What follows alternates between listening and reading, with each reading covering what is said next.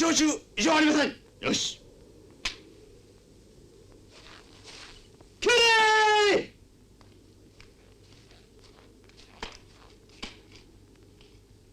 副部長異常ありません。よし。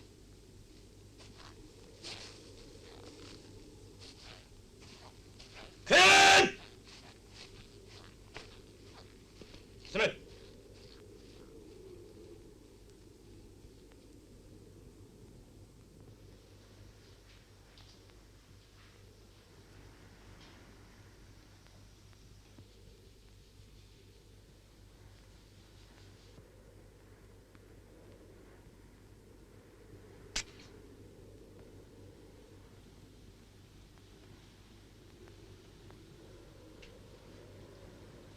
ほら、来たぞ。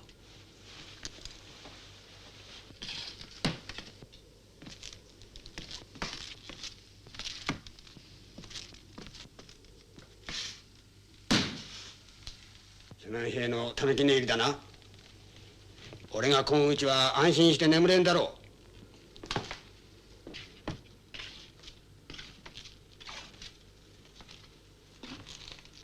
う。なかなかよろしい。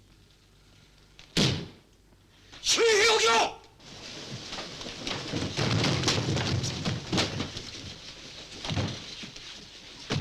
明かりをつけろ。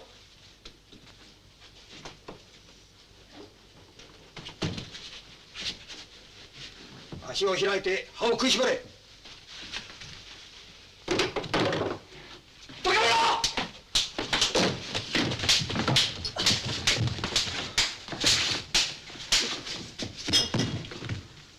どうだ、痛いか。痛い。よし。はっ。考えろって。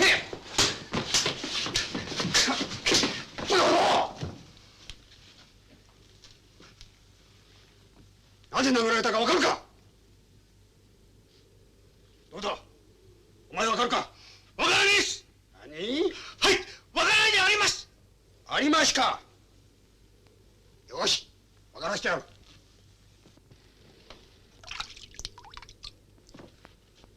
れだよ。この班はだな、誰から防火用水を塩缶に使う許可を取ったか言ってみ。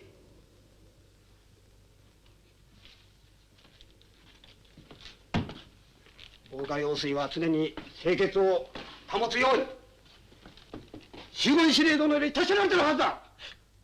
達しられております。本日の班内当番、前に出ろ。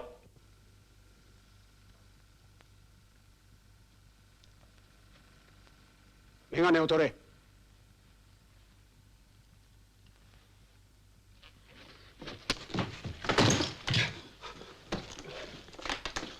立て。小原は食事前に防火用水は変えました。塩缶は自分が消灯時に返納しました。するとだな、お前は小年次兵が消灯後に喫煙したというのか。梶、お前は小年次兵に罪を着せたいのか。そうではありません。小原の怠慢でなかったと言ってるんです。ですとは何だ。ですとは小原二等兵の不注意でありました。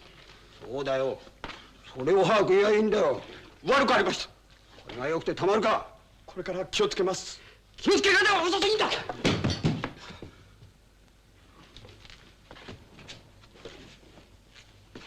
大枠、どこ行くんだ。はい、水を変えてきます。いい、お前は行かんでもいい。はい。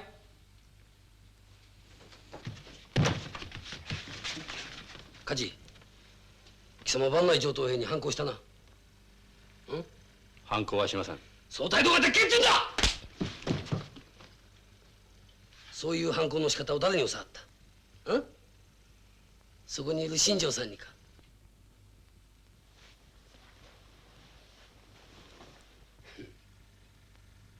理屈や要領で軍隊は通らんぞ。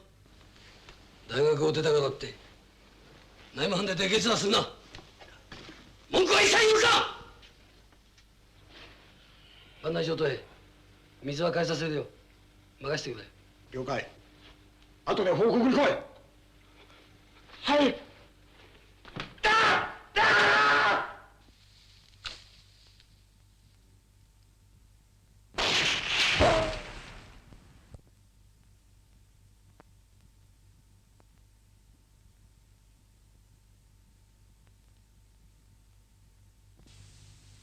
お前は一体向こうの標的が見えんのか？見えます。見えて当たらんのは精神がこもっとらんからだ。よく狙え。敵があそこにいると思え。小原のおっさん、ほんまに当ててくんなはれや。頼ませ。標準線を静かに合わせろ。中央火災だ。なぜ息するか。第一弾はして静かに引け。バカ野郎！ああ、あかん。いつになったら昼飯食わしてもらえるんやろ。いつでもアンチ気象だ。仕方ないっす。盗作は黙ってろよ。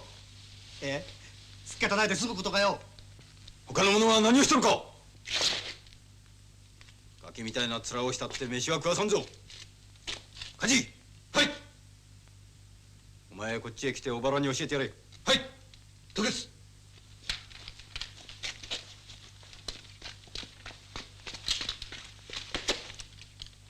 お前目をつぶってあの標的にやってみろ。目をつぶってでありますか。そうだ。居住さえしっかりできておればど真ん中でなくても当たるはずだ。目標前方の標的出口。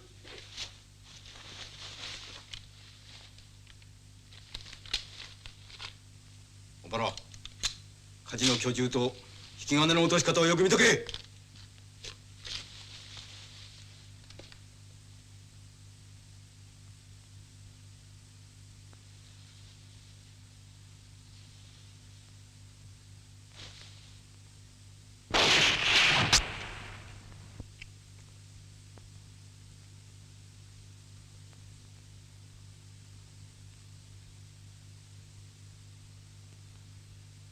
どうだ小原、目の悪いことは理由にならんぞ。撃ってみろ。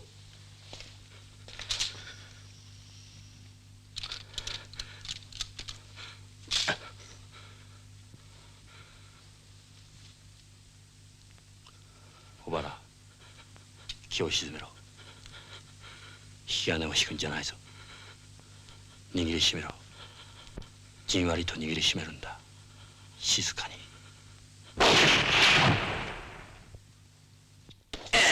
貴様のような奴は死じめ。関東軍60万の中に貴様のような奴は一人もおらん。小原、よく聞けよ。軍人は責任感というのが生命だ。お前が発見したたった一人の敵を潜んじたために全員が一発の手榴弾でやられたらどうするか。責任単純視れ。標的まで早がけ。梶、お前もついていってやれ。叩き切り。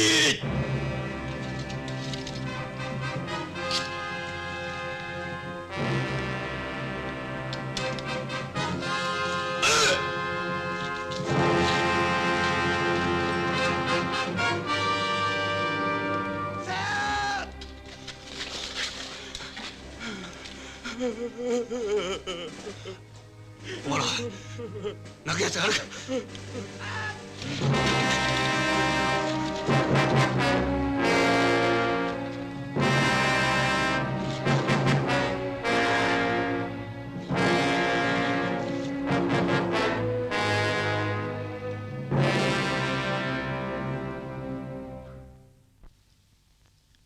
梶はあの時無実の罪で殺される中国人を助けようといたしました。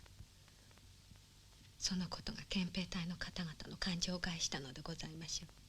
連行されて尋問されたのでございました。もし本当に問題にする節がありましたなら梶は20日そこそこで釈放されたりはしなかったはずでございます。あの人があの不運な出来事のためにらかじめ用意された事情によって疑われたりすることのございませんように、私は二等兵の妻として工藤様にそれのみを幾重にもお願いいたしとう存じます。二等兵を疑われたらそれこそもう決して救いようもない生き地獄に落ちることになりましょうから。当番おらんか。はい。入ります。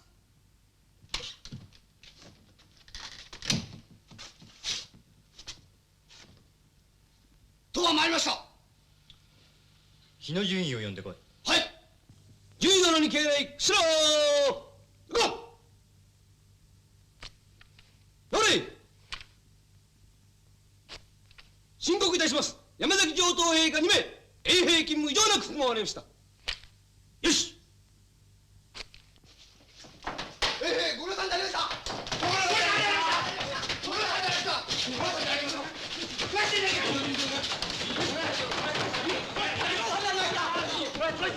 俺のことはいいよ。はい。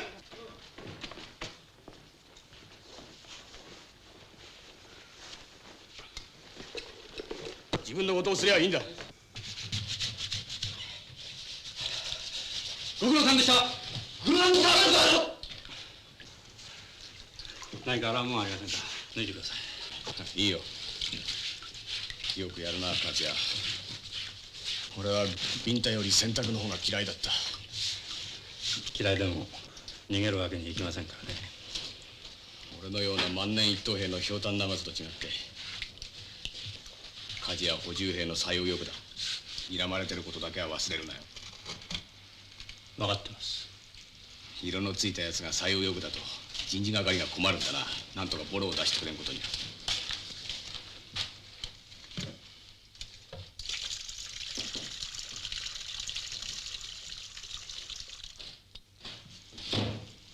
俺とお前が話すのを喜ばんやつが大勢いる。火事二等兵の挙動に何か不審な点はないか。何かそのような情報をお持ちですか。あるかと聞いているんだ。目下のところありません。監視は怠っていないつもりでありますが。橋谷軍曹はどう見ている。目下火事に狙撃士教育を猛烈に施しております。おお、射撃もいいのか。正確な命であります。内部に影ひなたはないか。ないようであります。新庄とはどうか。親密なようでありますが。ようばかりだぞ。わからんのか。二人とも憲兵隊から要注意のある人間だ。最近は気脈を通ずる暇はあるまいと思います。なぜか。新庄は両松一層とか衛兵勤務に連続浄化慢させております。監視を怠るな。化けの皮ならすぐあげる。よくなるもんなら精鋭になるかもしれん。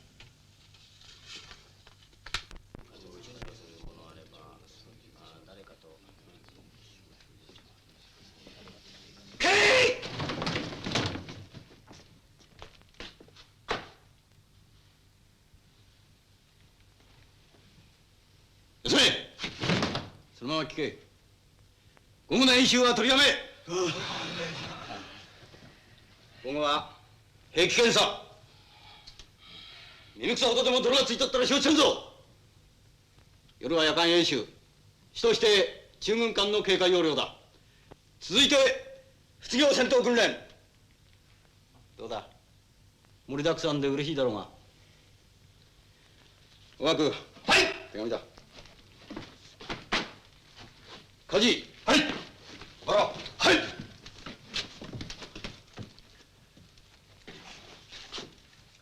小隊長。けー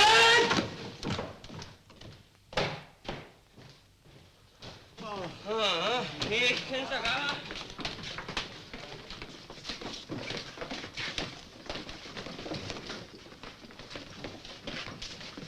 カジ、読めはんねやな。読んで聞かせえな。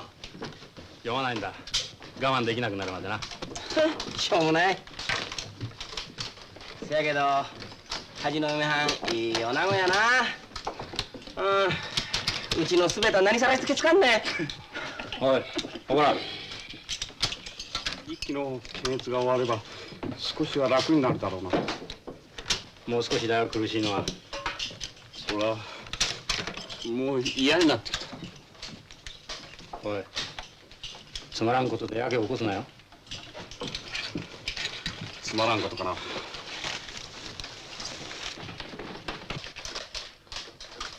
何か気になることでもうちから言ってきたのか。おふくろと女房の間が相変わらずうまくいってないんだ。女房のやつうちを飛び出すなんて抜かしちゃって。うちを出たってお前を捨てるわけじゃないだろ火事には分からないよ。恵まれてるからな。女房がうちを出ると俺のうちには63のおふくろ一人しか残らないんだよ。あちらを立てればこちらが立たずか。両方立てれば身が立たずってやっちゃ。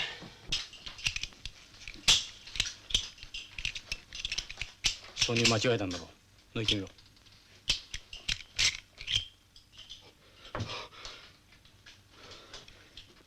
俺やがったな。ぼやぼやしてんからよ。バカよ！これは俺じゃねえか！俺の銃をどうしてくれるんだよ！貴様のおかげで俺が陸軍大臣にしばしを書くのかよ！もういいだろ、久保。殴ったって元に戻りはしないんだ。許してやれよ。な。許せねえ！どけ！いや許すな。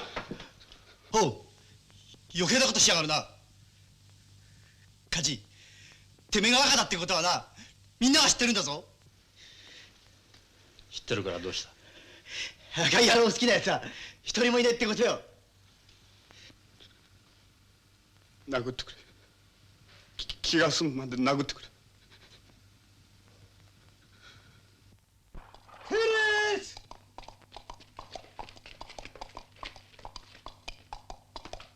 口ろー！やっ！よくない！分配開始。持ってけ。いただきます！分配始め。いただきます！新庄一等兵はおらんか。いるぞ、一人だけ。新庄一等兵は初年兵2名を率いて便所清掃並びに汲み取り妊婦の監視をすること。ご苦労さんであります。誰の命令だ。中盤下士官蘇我軍曹殿からだ。便所掃除の勤務割はできているのか。文句が多いぞ新庄。3年兵になったらおかしくて便所掃除はやれんてか。終盤下士に言ってくれ。日の順位でもいいぞ。便所掃除は俺一人でやる。初年兵は使わんとな。新庄！誰か連れてらっしゃいよ。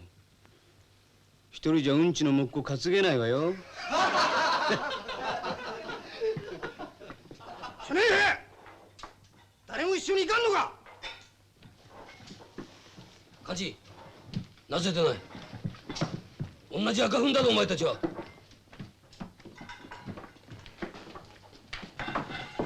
久保、お前も来い。お前に命令される理由はねえよ。やれやれ、どっちも負けずにやれ。今に酒が来るぞ。もう一人、クソするばかりが脳じゃねえぞ。カジ一等兵、刺激行ってまいります。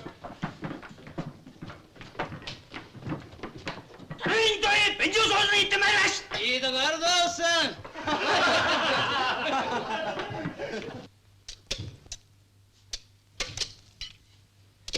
俺やお前にわざとこういう仕事を押し付けやがるんだ。この間不審番の時、小平殿の寝顔がやつれてるんでびっくりしました。連続勤務ですからね。家事は体力があるからいい。俺はもう顎が出そうだ。待ってやがるんだ奴ら。俺が伸びて自然と出されるのをな。キャレ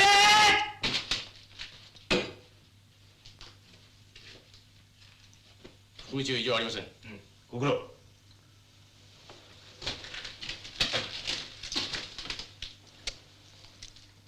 便所の中で密談か。これが本当の臭い話であります。終盤下士官殿。中隊の勤務割は隊長殿の許可を取ってありますか。そんなこと俺は知らん。篠地殿へ聞け。ではそうします。ついでにお尋ねしますが、勤務常磐を兵隊が拒否すればどういうことになりますか？無論勤務割が公平を変えている場合であります。知りたければ陸軍刑法を読め。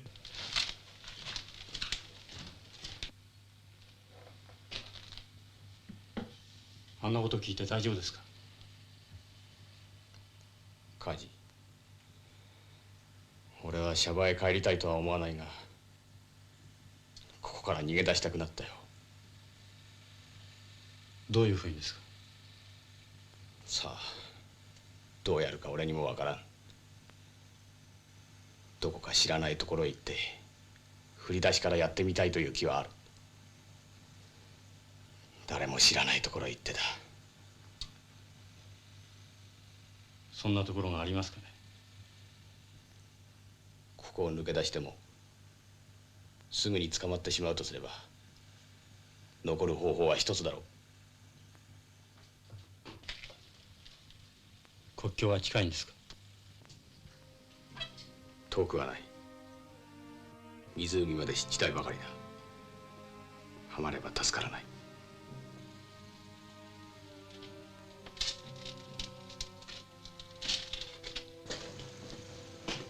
火事ならどっちを取る？どっかに人間を解放する約束の地があるとしてだ。それと火事がしょっちゅう思い出している奥さんのいるところと。女房と一緒にもう一度生き直す約束を私はしてきました。このままで帰れると信じているのか？わかりません。このままで帰りたいんです。玉の日曜外出で柳町へと来てみれば、八神和田に招かれて夜のかきごもトントンとついたところが四畳半。国藤あたしゃ見てから百合の花、時計何時と見てなればきれい時間にあと5分。おっとどっこい手を離せ。電車に乗るには時間なし、車に乗るには金はなし。日頃鍛えたこの足でいいもん探してかけていく。転属があるらしいぞ。転属？4年変になって急におっぷんとされてたまるかってんだ。出されるやつは決まってるらしいぞ。誰だ？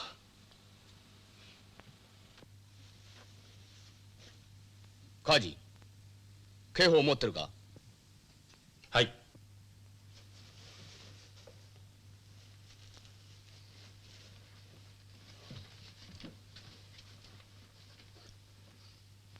あんまり神経を立てない方がいいですよ。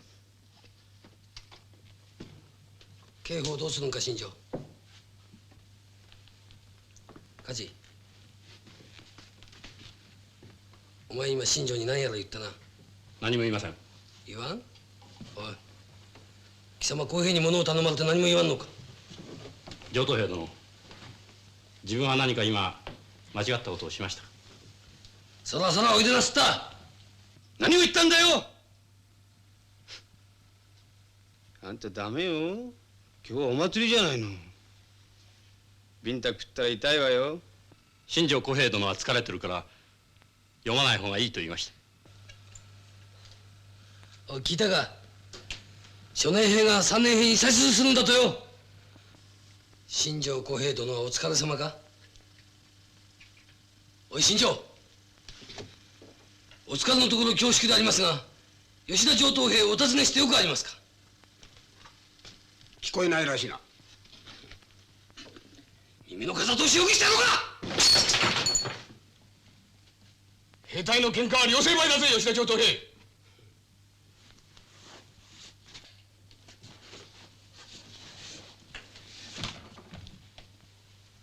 俺は刑法を読んでるんだ。蘇我軍曹の言いつけでね。勤務を断るにはどうしたら上官侮辱の罪にならないか研究してるんだよ。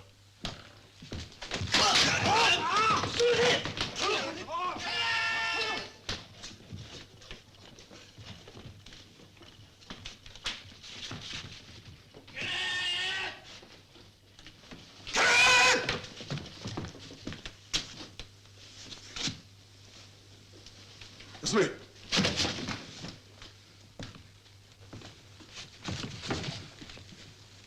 どうしたのか。新庄一等兵であります。刺激を熱発のため就寝させました。熱発患者が出ると茶碗が割れるのか。その前に食器を片付けておけ。はい。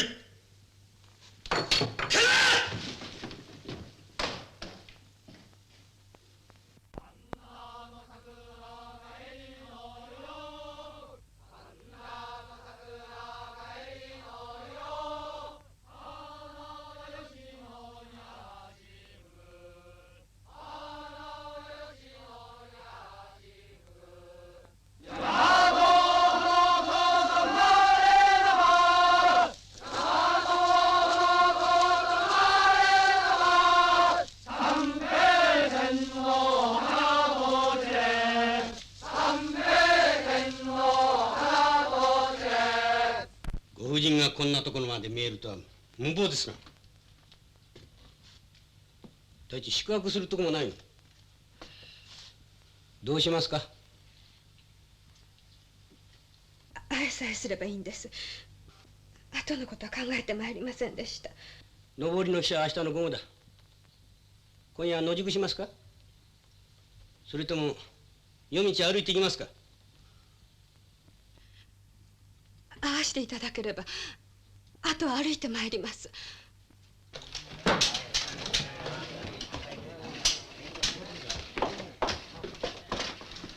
花見と返上からの手入れに行ってまいります。火事いるか。はい、すぐ事務室へ行け。面会だわよ。面会。面会だ。誰だ。これだよ。ねえ梶さん、早く行かないと取られるわよ、誰かに。遠慮するな。早く行ってこいよ。俺が洗っといてやる。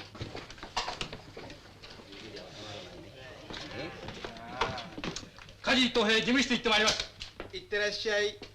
ちくしょう、国境までやりに来やがったね。もだ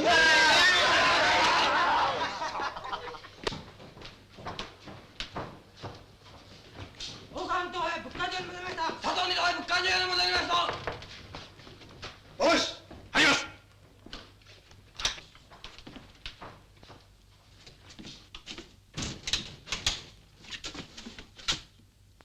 火事に止め参りました。何か用か。何か用か。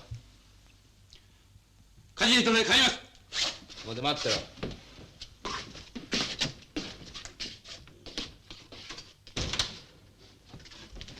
渋滞風紀を分断するやつだお前は。女房に会って里心を起こしたら承知せんぞ。よし、特別な計らいをもって梶二等兵にただいまより明朝天候次元まで社後の個室使用並びに休養を許す。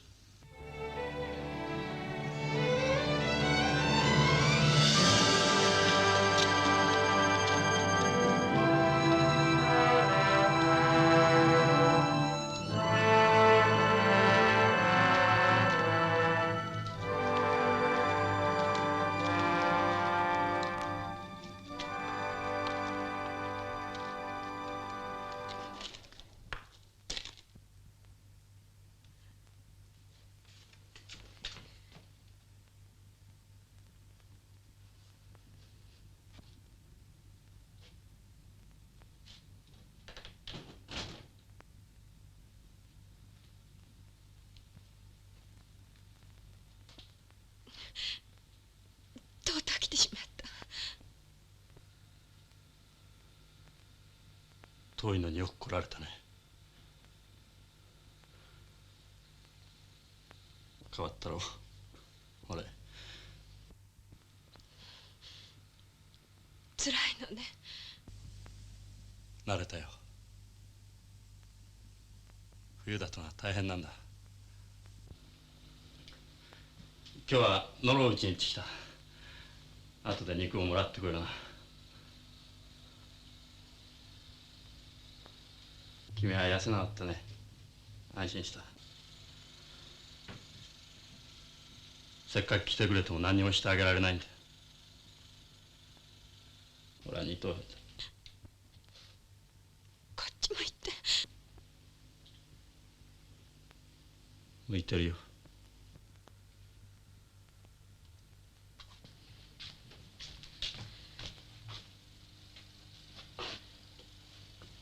心配しなくてもいいんだ。俺はやってのけるよ。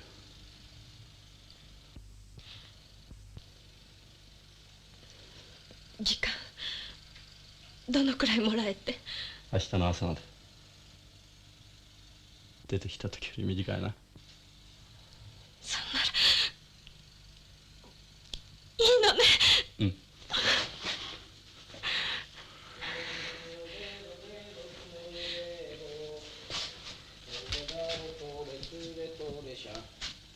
入ります。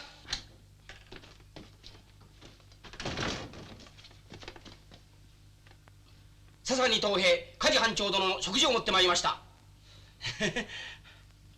奥さん、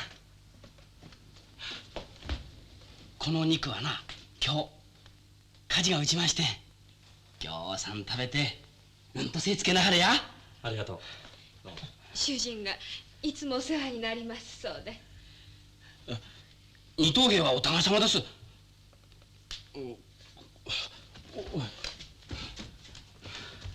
えらいとこですわ、軍隊いうところは。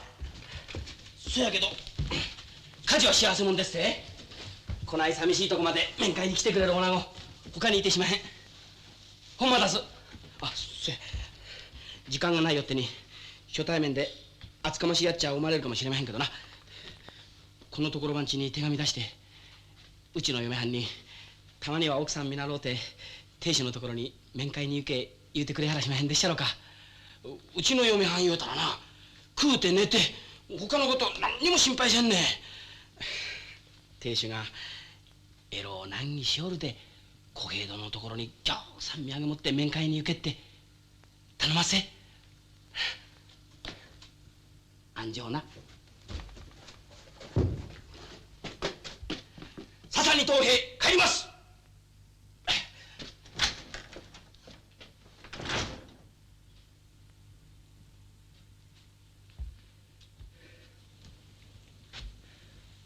さあ食べよう。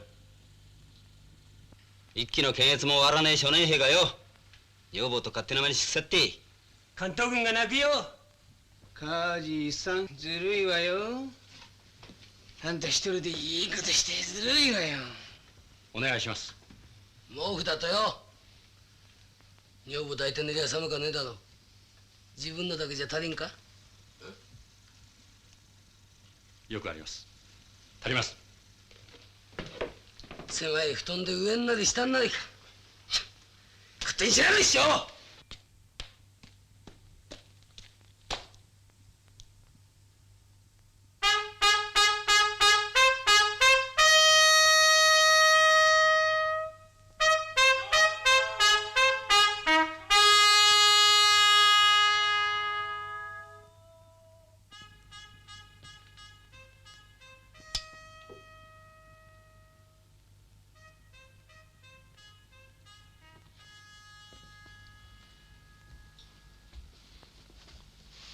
生きていればいつかはこうして会えるのね。私ね、きっと会える、そう思って出てきたのよ。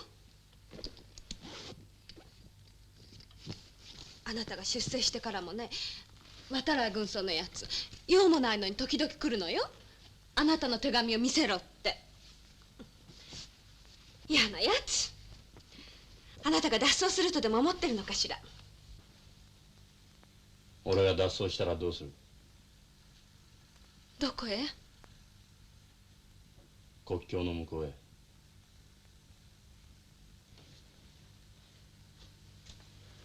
俺と同じ班に新庄という一等兵がいる。3年勤めてまだ一等兵だ。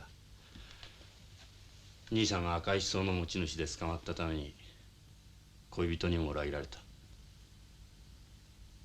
その人はね、国境の向こうにもっといい世界があるって言うんだ。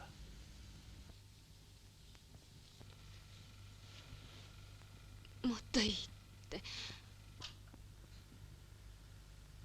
それこそ人間を人間として扱ってくれる世界さ。あなたはそこへ一人で逃げていくつもりなの。あなた逃げやしないわ。私がいるんですもん。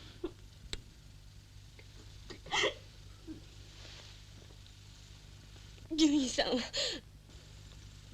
あなたは一番優れた兵隊だって言ってたけど、やっぱり睨まれてるのね。行かないよ俺は。逃げやしない。やるだけやるんだ。逃げないでね。帰ってきてね。敵集中始まりません。交代。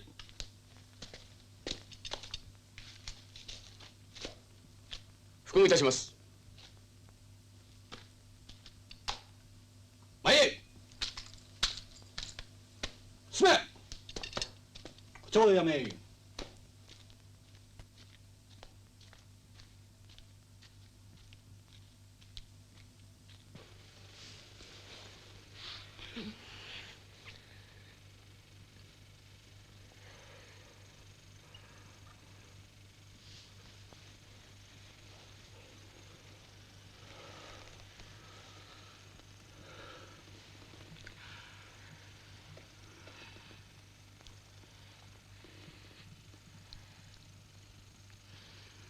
約束忘れないでね。きっと生きて帰ってくるって。忘れないよ。眠くないか。ちっともう何も言っておくことなかったね。ないわ。あんたも口でなんか言えないわ。いつもはね、あれも話そう、これも忘れないで思ったことがいっぱいあったな。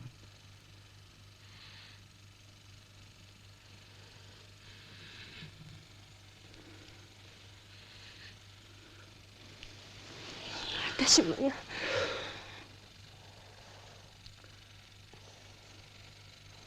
ありがとう。会いに来てくれて。当たり前だ。おかげで素晴らしい夜だった。おかげでなんていや、何もしてあげられないのよ。美智子、こんな惨めで美しい夜が二度と来ないようにな。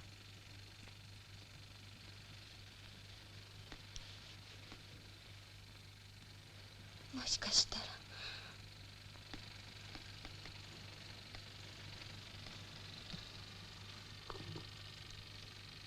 あなた戦地に行くのね。どうして？そんな気がしてならないの。だからこうして会えたのかもしれないわ。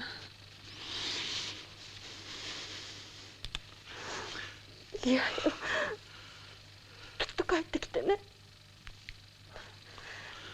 うん。きっとよ。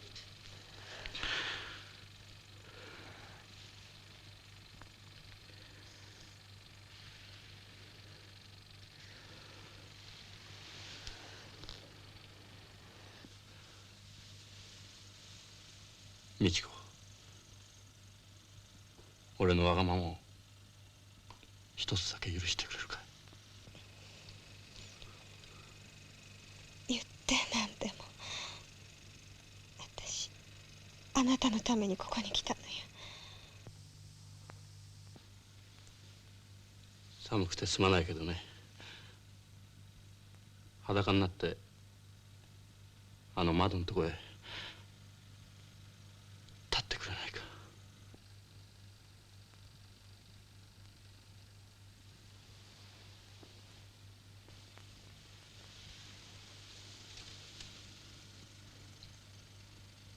見ておきたいんだ、君の体を。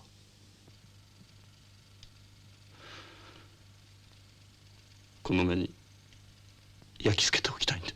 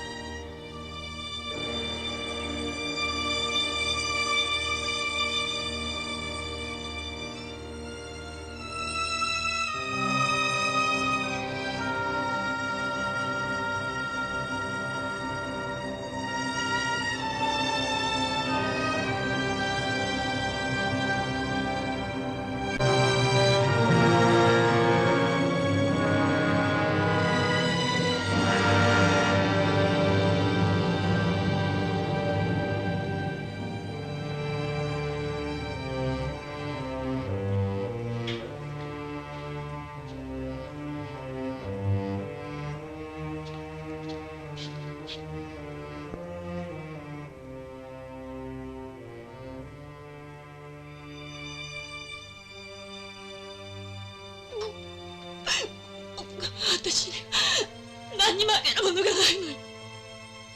何にも。取ってちゃうだい。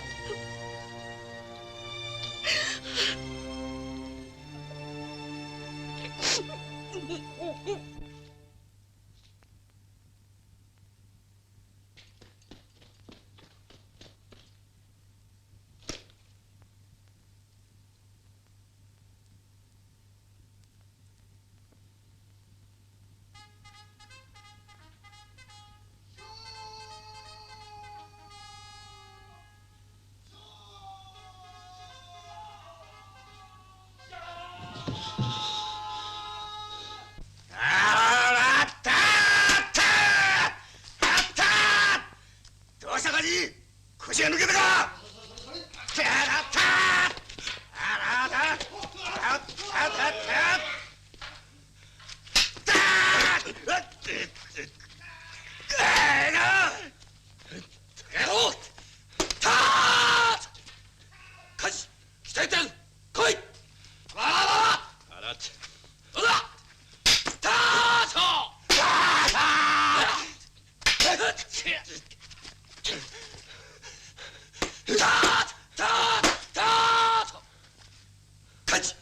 女房を作るなわけにいかんだろ。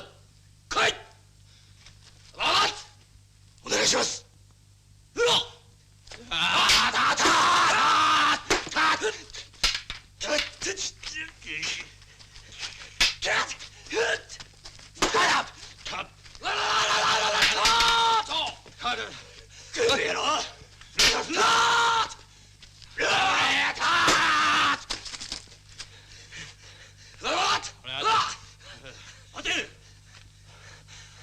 なかなかやるな、梶。下上等兵。はい。四年兵につきまかれて恥ずかしくないのか。はい。それ気合でもう一本来い。お願いします。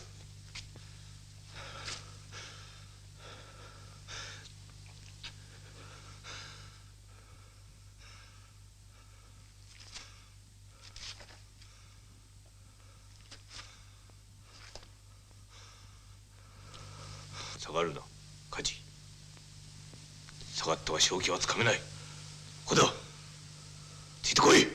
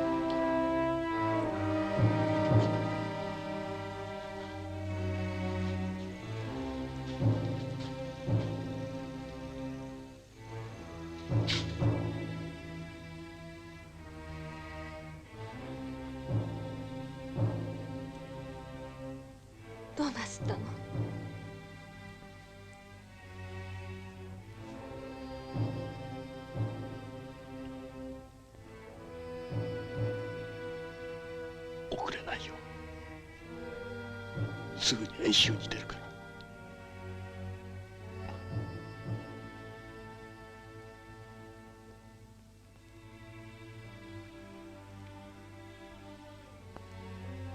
気をつけておか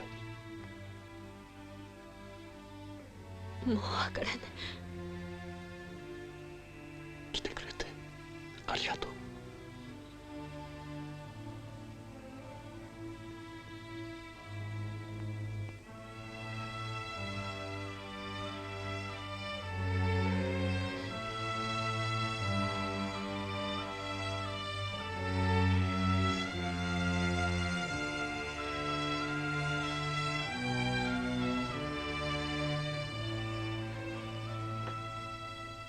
早く行って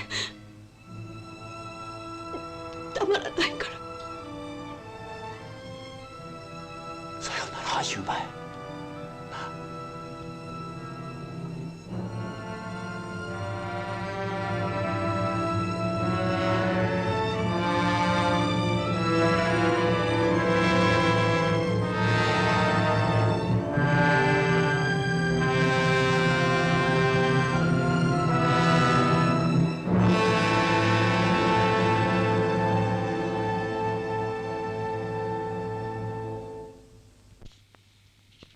軍人の遺書というものは出陣の覚悟を家人に伝え、軍人の家族としての認識を明確に示めるものだ。出陣の覚悟とはどういうものか言ってみろ。はい。生命を国家に捧げることを本懐とすることであります。口だけは一人前に立つんだな。本懐とする男が何を書いた？気が狂いそうになります。心配でな、死んでも死にきれない。恐ろしいのです。そうだな。臆病人！お前みたいな兵隊を俺は10年この方見たことはないぞ。おぼらが悪くありました。そんな答えを隊長殿は要求してるんじゃない。お前のような女々しさが軍隊を毒する度合いは石化思想よりも危険なものがある。赤いやつでも戦闘となれば勇敢に戦うが、お前のようなやつは戦わざるうちに降伏するやつだ。日野順位、この兵隊に家内に手紙を書かせろ。覚悟のほどはおのずから現れる。富江、お前の考え方は全然間違っている。夫の留守中に妻が舅に尽くすのは日本の女の義務ではないか。お前の泣き言が私のご奉公をどれだけ妨げているか考えてみなさい。私は忙しいんだ。お前と母上との不和のために私は戦友から遅れを取ってばかりいる。私の希望はお前が母上に尽くしてくれることだが、お前の気持ちがどうしてもそうならないならば仕方がない。お腹の内を去りなさい。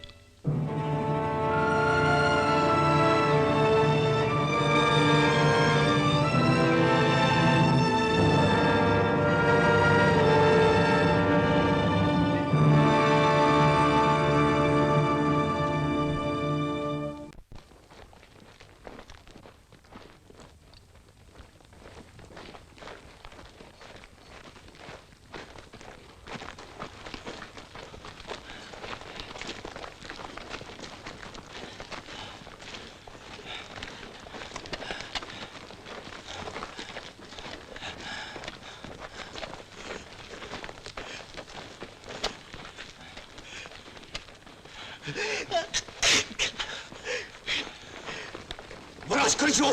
あと半分だぞ。いいか、呼吸を整えろ。系列行軍で落をしたら第三班の面目丸つぶれだ。おいだけ。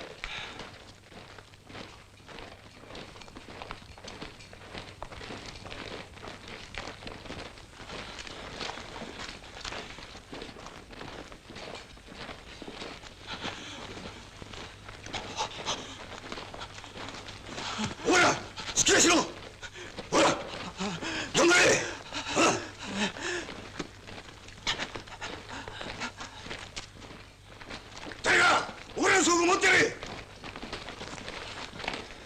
がいのない奴らな。よし、小原総が俺が持ってやる。いいんだな。貴様らそれででかい面して藩内に帰れんのか。兵長殿、自分が持ってきます。よし、精鋭の情けだ、持ってやれ。それでもあいつが落語したらすぐ燃えてけ。後から視聴者が来る。はい。よし。毛布十字臭鉛筆天幕を俺のに爆削しろ。あとは持っていけるだろう。悪いな梶、許してくれよ。はい、してくれ。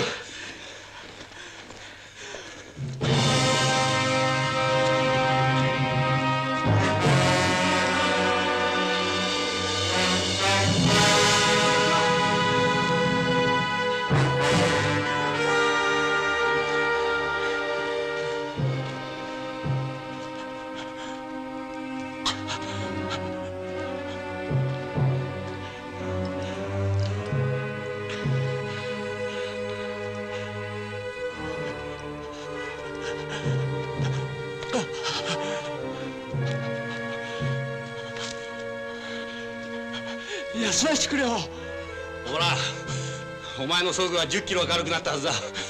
歩けないってことがあるか。先に行ってくれよ。俺のためにお前まで落語させたら申し訳ない。ぐずぐず言わず歩け。ほら、今ここで落語してみろ。今までの苦労が全部水の泡だ。ほら、これが最後だ。一度ぐらい骨のあるところ見せてみろ。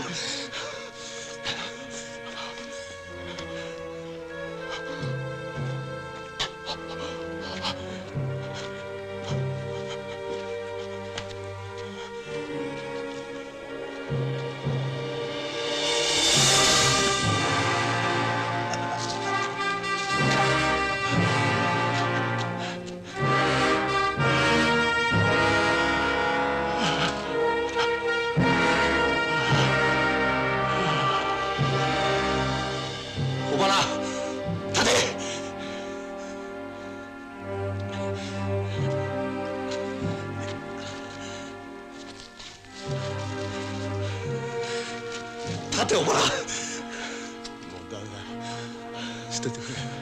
もう歩けない。ここまで俺に世話をかせてまだ無駄骨を折らせる気か。帰ってから小平にどんな目に遭わせるか考えてみんのか、このバカ野郎。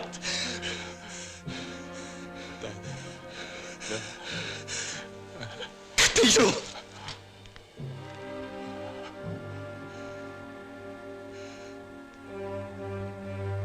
落語してしまえ。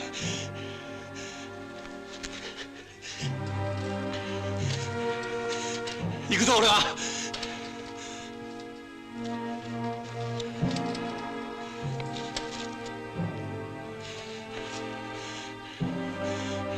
俺を恨みたければ恨め。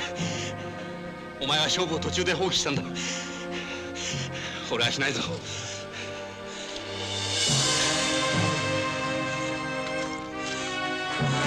いいか、行くぞ俺は。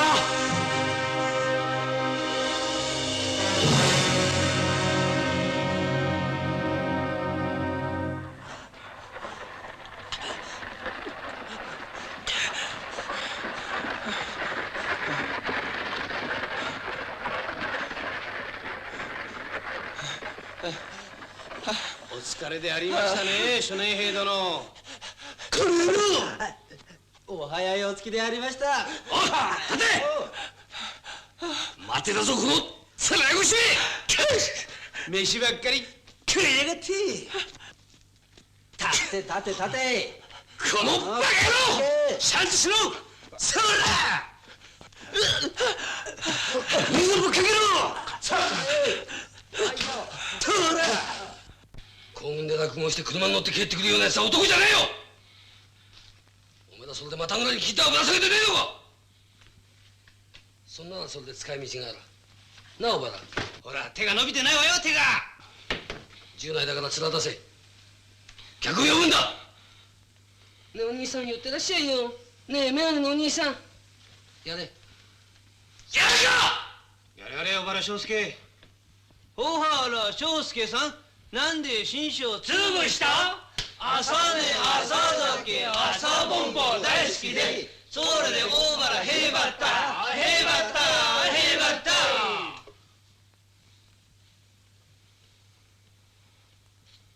やれよ。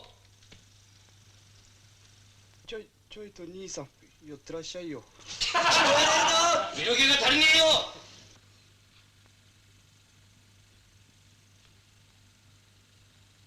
ちょいとそこのいなせな兄さんったら。その調子だよ。手招きせんか手招き。ちょいと兄さん上がってらっしゃいよ。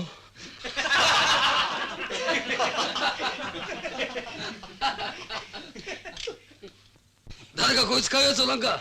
乗れないわね、その人には。お客さんだよ。ほらどんどんやらんか。ちょいと兄さん寄ってらっしゃいよ。寄ってやろうか。久しぶりに線香をつけるか。こいつは俺が買ってもいいんだな。マイダーでいいか。かまっとすけなやろう。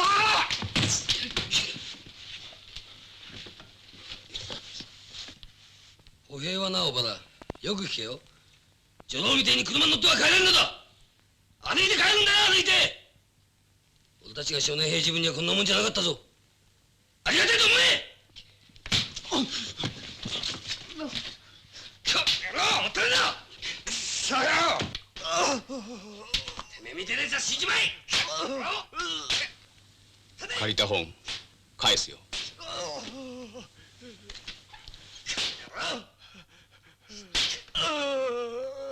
立てよ。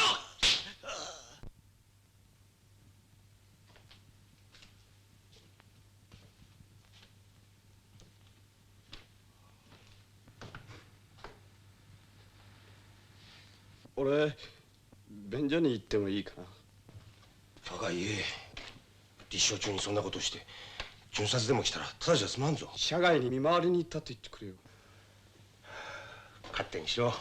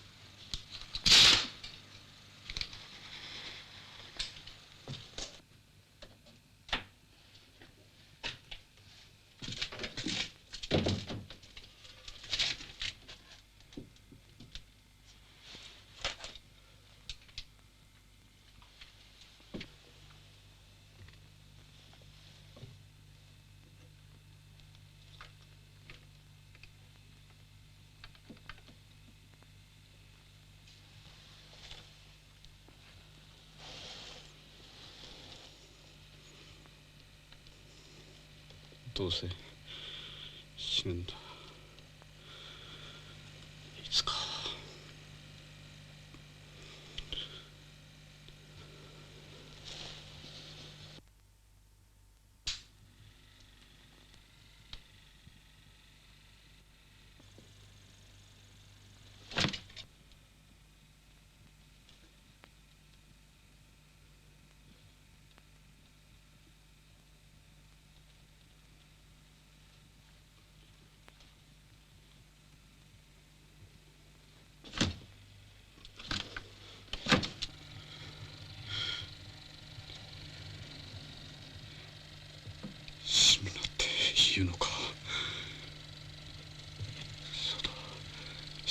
いつでも死ねる。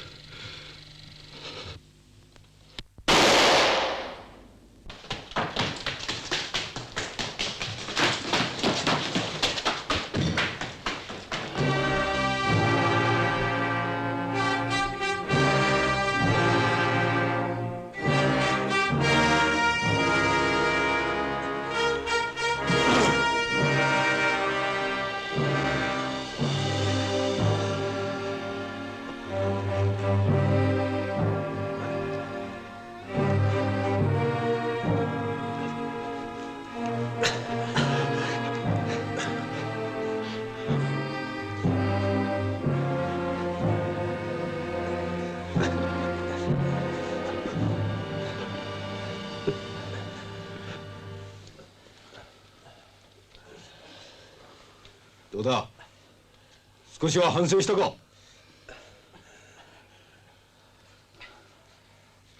立て。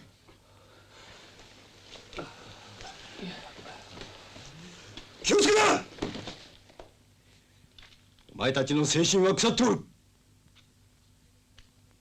女の腐ったようなやつばかりだ。自殺をするようなやつが出たということはそいつだけが悪いんではない。お前たち全部の少年が腐っておる証拠だ。俺がそんな教育をしたかどうか。誰でもいい。俺の訓練が不適切だったと思うものは言ってみろ。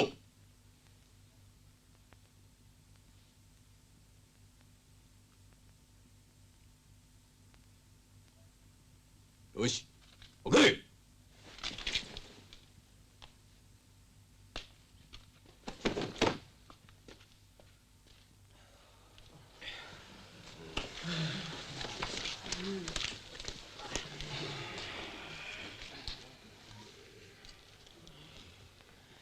屍兵いうもん立てへんのか。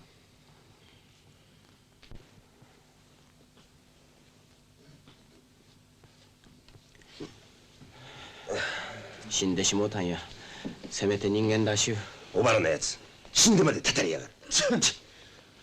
ああ、もう一度言ってない。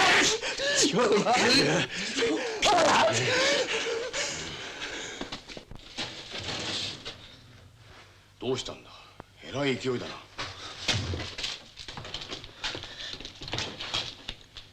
援護してくれますか、小平と。よした方がいい。自殺でみんな気が立ってる。やるんなら現場の方がまだ良かった。じゃあなぜ昨日私を止めました。あの場でお前が出てみろ。勝ち目があったかね。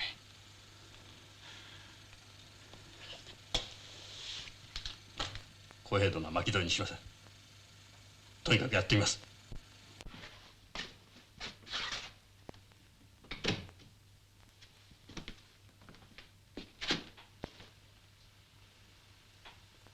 班長殿、吉田上等兵の処罰を要求します。要求だと。兵隊が下士官に向かって言う言葉か。班長殿は昨日吉田上等兵が小原二等兵に加えた私的制裁をご承知でありますか。俺は知らん。兵隊官ではたとえ上等兵であっても私的制裁を命令の形で二等兵に強制することは許されておりません。昨日の吉田上等兵のやり口は。待て。密告は犬のすることだ。密告ではありません。処罰の要求であります。小原の自殺は軍律違反だ。理由がどうであれ弁護の余地はない。吉田上等兵の故意は軍紀遵守でありますか。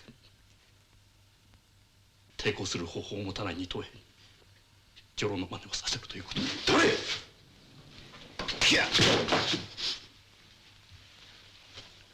吉田にどのような行為があったにしろ、それを小原の自殺の原因にするのはお前の独断につきん。原因の全てだと言っておりません。けれども最後的な打撃と知力を。梶、よく聞けよ。出過ぎた真似をするとお前は一生浮かばれんことになるんだ。自分のことは考えておりません。どうする気だ。お願いしても正しい処置が取られないとすれば。先を言え。愚劣なことですが仕方ありません。単独行動に訴える以外に方法はないようであります。面倒を起こす気だな。人は厳罰だ。兵装に入りたいのか。一人では入りません。班長と吉田上等兵に言ってください。火事に気をつけろと言ってください。それでは私がおばらを殺したことになるのでございますか。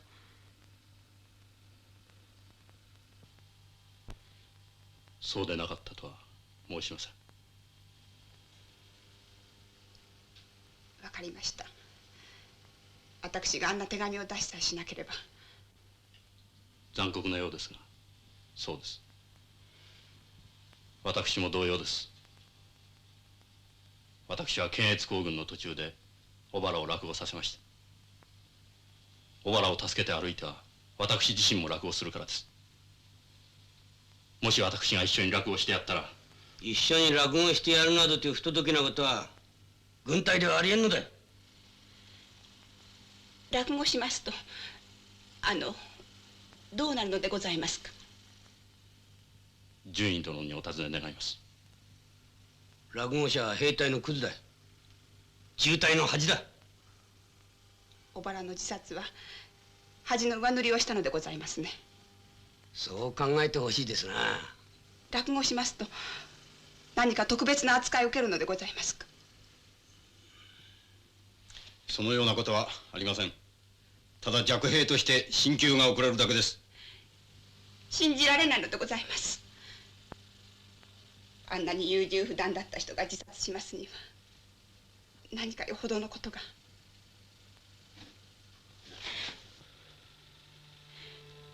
お聞かせ願えないでしょうか。銃後が乱れてるからだよ。堅実な家庭でなければ堅実な兵隊は出てこない。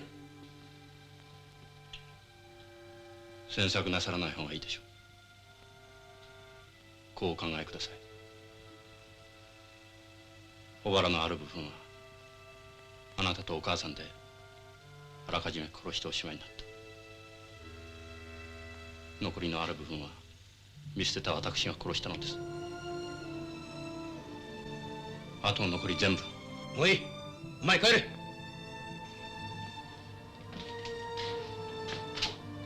火事に同兵帰ります。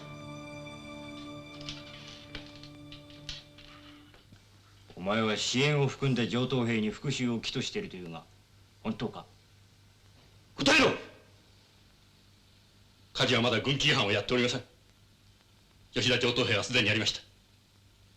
未遂を先に尋問されるのは不公平であります。貴様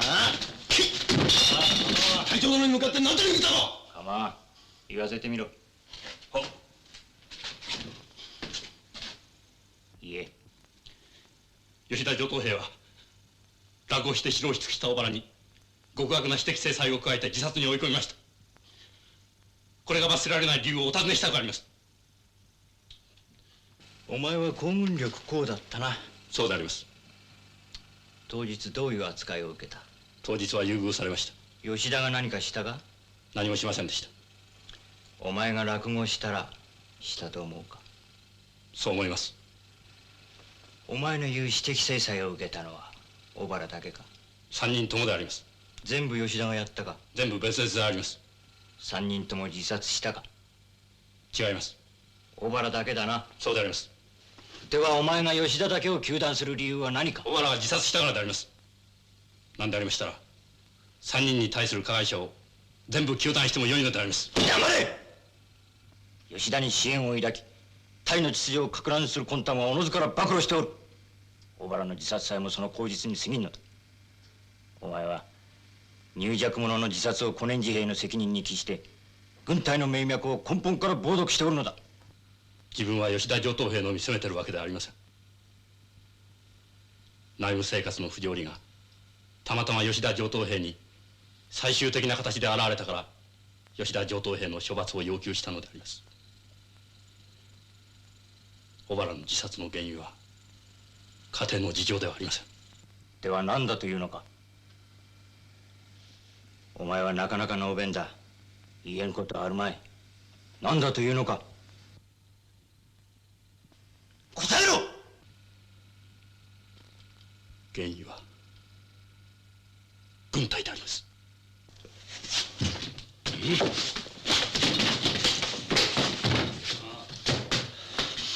貴様おとなしくしておれば上等兵候補になるのに、明日にどしょっぱねを鍛え直してやれ。立て。よせ、明日に。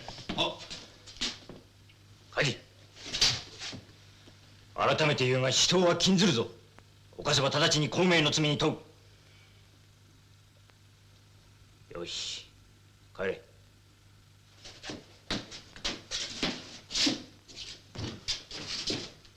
梶二等兵帰ります。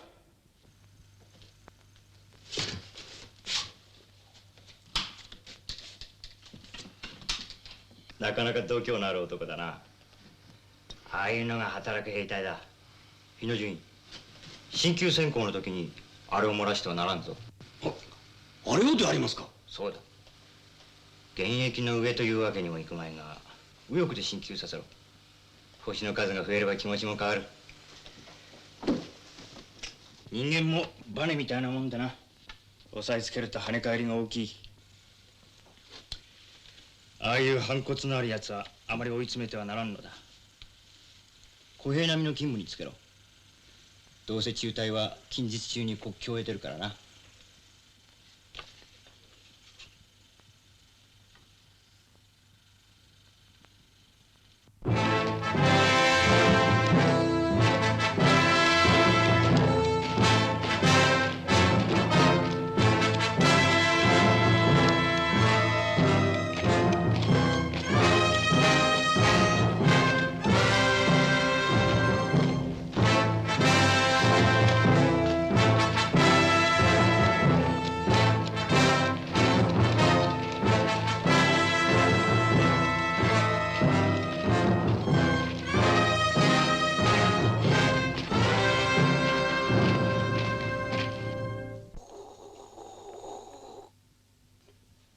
ご苦労さんであります。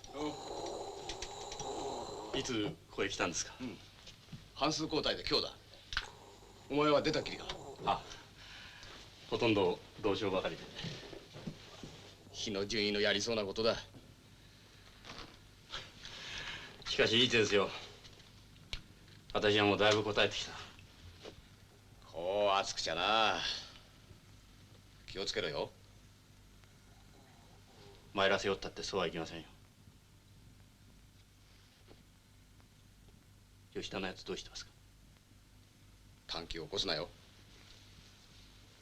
ちょっとしたことに引っ掛けられてすぐに陸軍刑務所行きだ。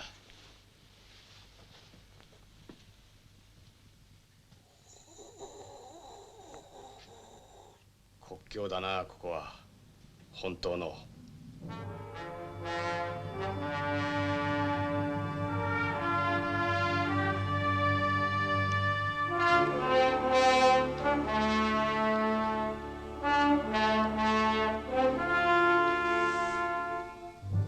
やりますか。お前も行くか。約束の知恵ですか。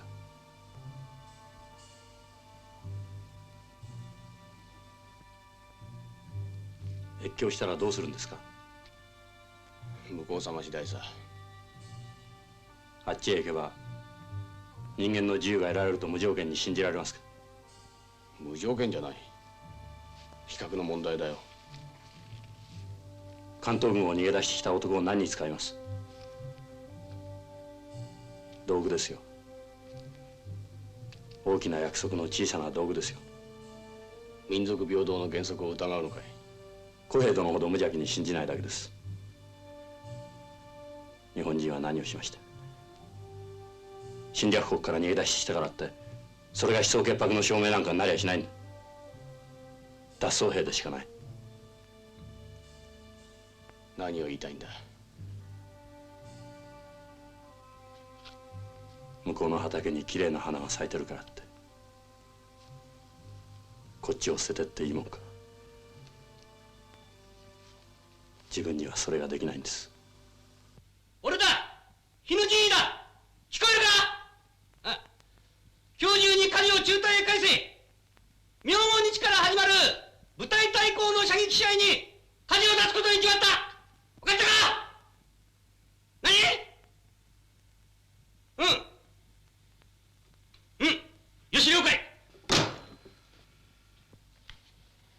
脱走する計画があるとは言いませんが、その危険がないとは言いません。昨夜も新庄と梶は何事か密かに話し合っていたそうであります。醜態の失態は小原の一件でもうたくさん。機会を見て新庄を転属容易に出せ。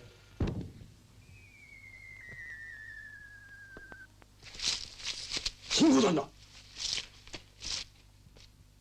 近いぞ。だいぶありますよ。いや、近い。と捕まえて手ぐすを貸せんか。来い。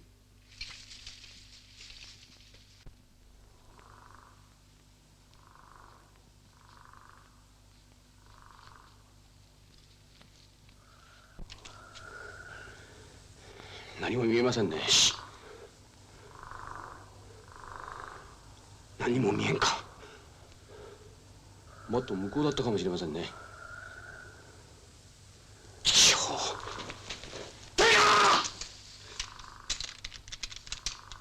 止まらんと撃つぞ。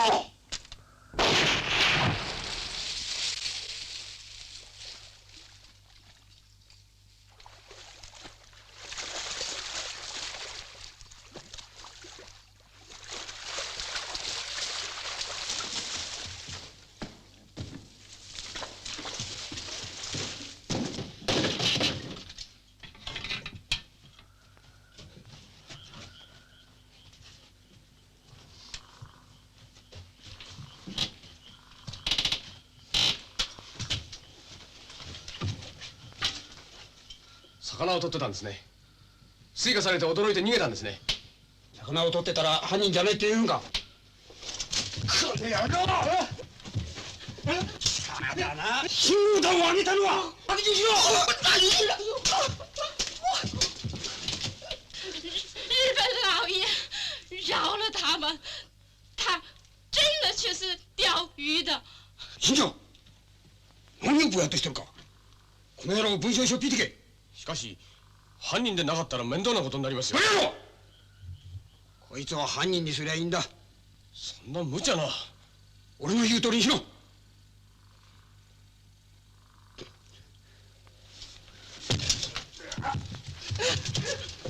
爷，救救好，救救我们吧！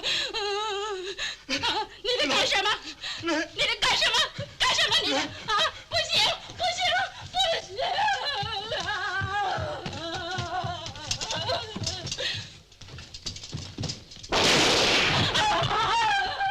よう、ご苦労さんやったな。梶。いやあ、梶、嫁はんから手紙来とるで。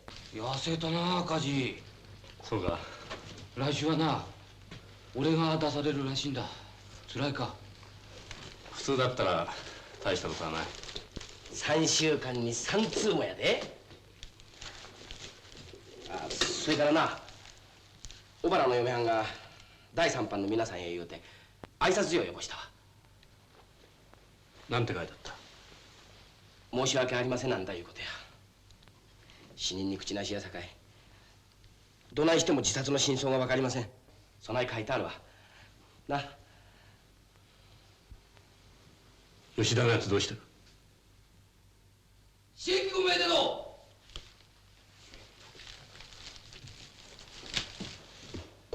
被服の正規だ。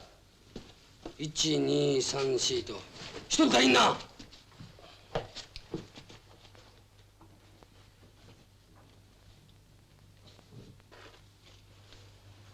火事か。小原がいるとちょうど5名ですね。吉田上等兵殿。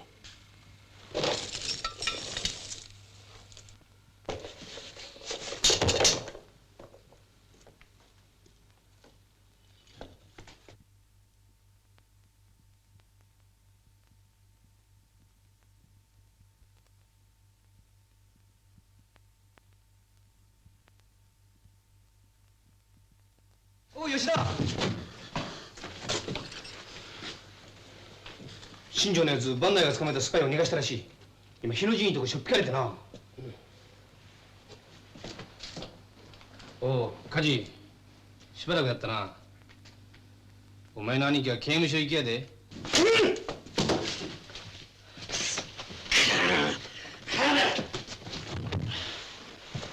帝国軍人の座り道だ。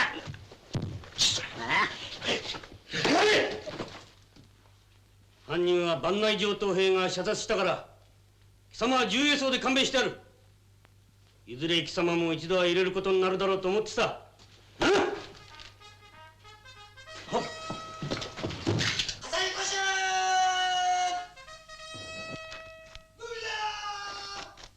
のびだ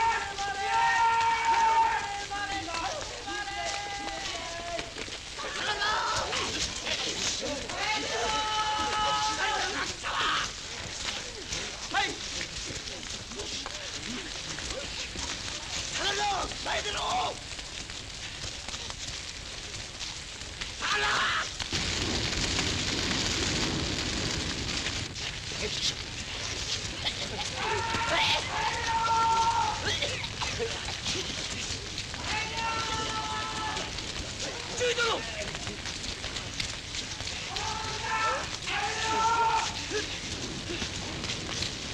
向かい病で向かい病交代全員交代交代下がれ交代交代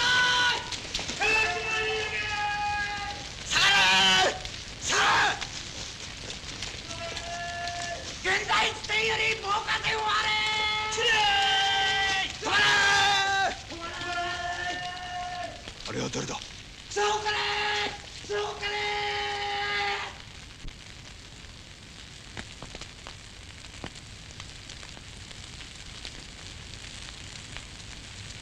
新庄だ。脱走だジェイ殿脱走であります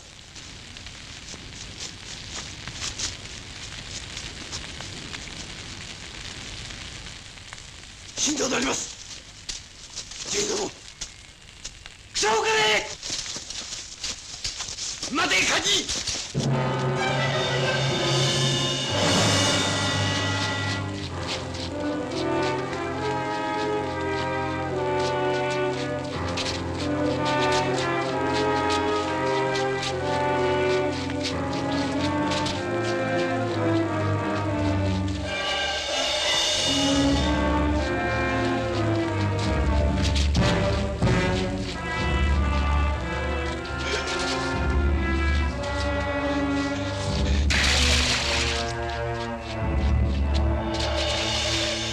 危ないぞ止まれ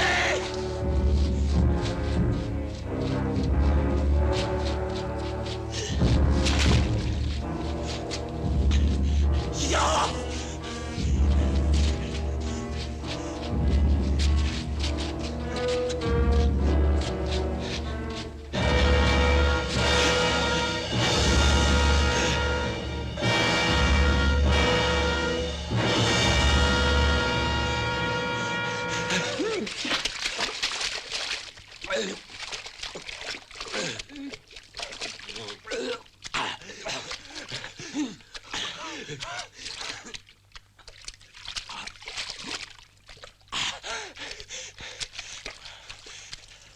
非常逃げろ逃げろ助けてくれカンチ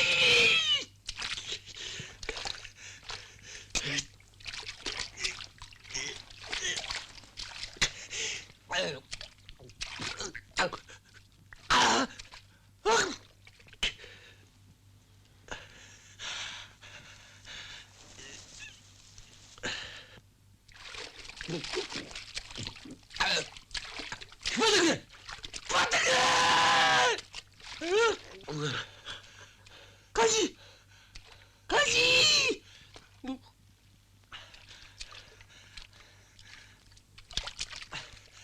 吉田助けてやるから約束しろ。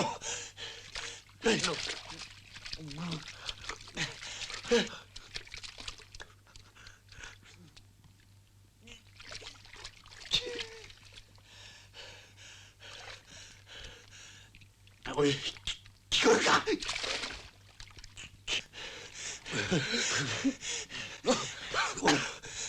俺と一緒に誕生のところ行くんだ。お前らを自殺させたことを認めろ。俺聞こえるか。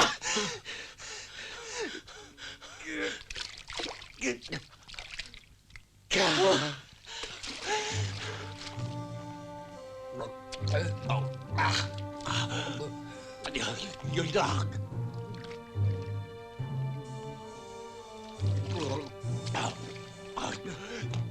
よしだ。頑張れ。よしだ。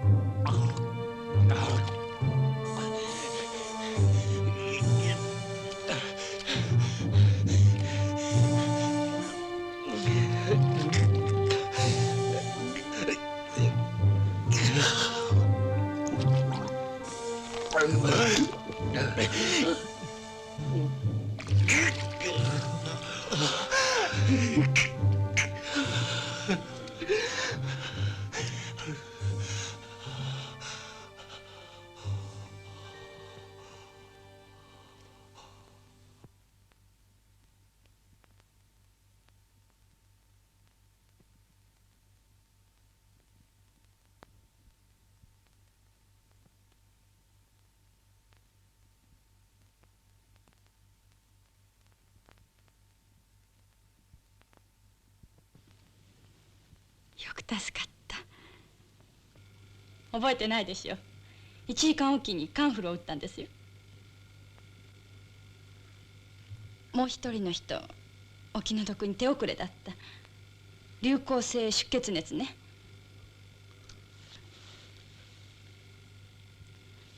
あなた盛んに和ごと言ってたわ。新庄とか美智子とか。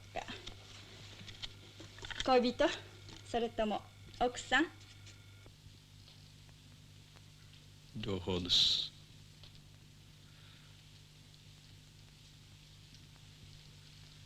下瀬は誰が知ってくれました？そんなことは気にしなくていいんです。ゆっくりお休みなさい。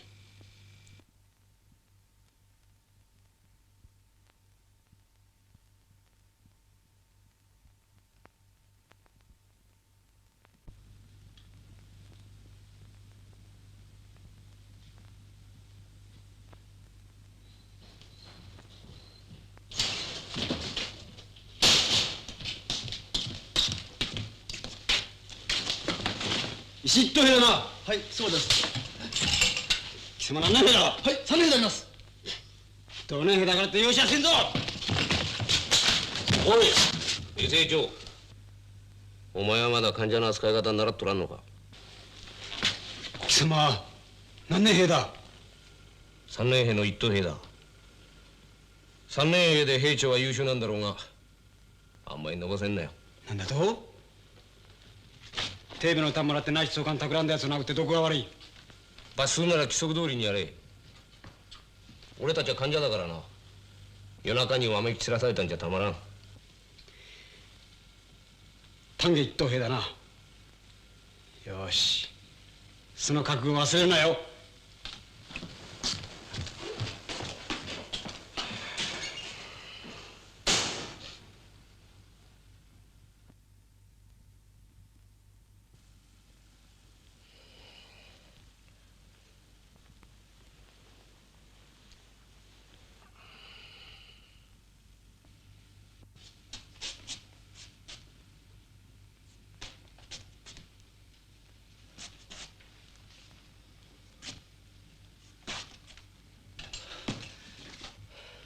無理すんなよ。じっと寝てても時期が来ればどっぷりされて刺激に出されるんだ。慌てるとバカ見るぞ。患者は刺激ですか？少年兵か？はあ。まあここへかける。何をしてました小平殿は？小平殿はよせよ。俺は千番校だったよ。腕のいいな。熟練校なら召集免除じゃありませんか。軍隊に叩っ込んどいた方が安全なやつも少しはいるさ。そうですか。そうだよ。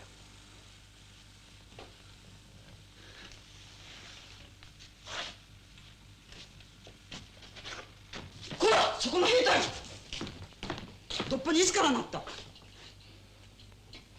患者は軍医殿か府長の許可がない限り勝手な行動は許せんな。歩く練習をしてたんです看護師さん。府長殿だ。失礼しました府長殿。歩行の練習をしてたんであります。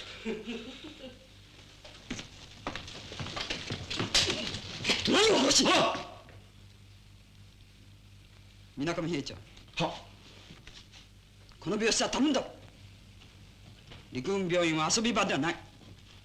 なぜまた閉めないか？は。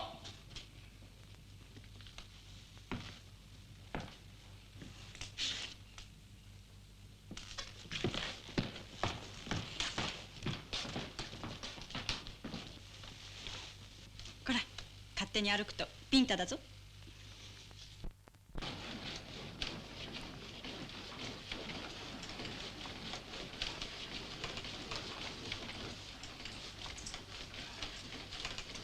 ルーズベルトが空に飛んでスターリンと会談してるそうだ。ドイツが潰れれば残るのは日本だけですからね。いよいよ先が見えてきたな。ただソ連が参戦するとすれば。梶一等兵。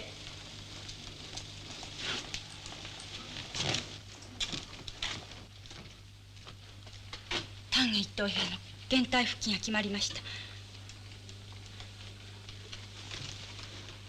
いつですたその？明日です。それはひどい。悪い知らせね。減隊復帰か。明日のことは誰にもわからないんですね。あなたの減隊は動員になりました。え？あなたは宿なし当分ここにいて刺激になるでしょう。そうですか。いいことより嫌なことの方が多いの。ここでも。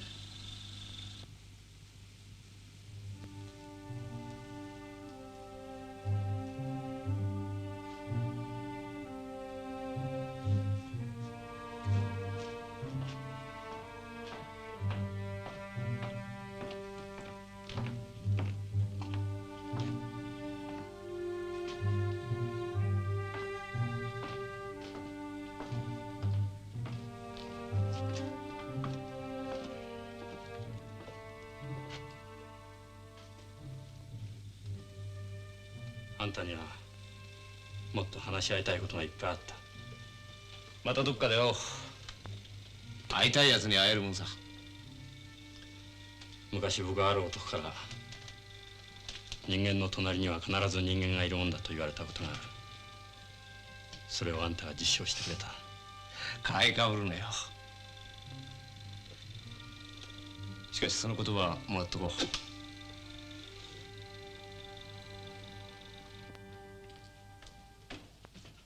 お願いします。あ、奥さんにお手紙？ええ。何も書けません本当のことは。検閲があるから。いやそれだけじゃなくて何を書いてもみんな中途半端な嘘になってしまうんです。寂しくてたまらないことをさせてもらいたいくせに心配させたくないと思うんです。しかも軍隊はやりきれない。早く帰りたいと思い詰めてるのにできるだけ長くここにはいたいと思うんですから。ここがそんなにいいかしら。ええ。前線にはなかったものがありますからね。どんなものがありますの？例えばあなたと話し合ったりすること。さてと離れてください。熱いのが出てきますから。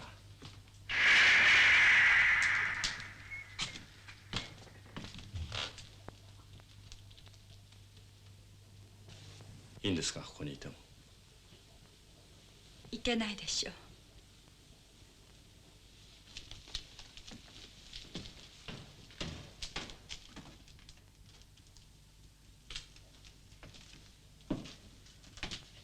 徳永看護婦、みだりに部署を離れる理由を言いなさい。この菱寺は何事です。白昼しかも勤務時間中に密会するとは。密会？お言葉でありますが、府長殿、菱寺ではありません。徳永看護婦は自分からお願いして手伝っていただいたんであります。私益の患者は看護婦を使う権利がどこにある。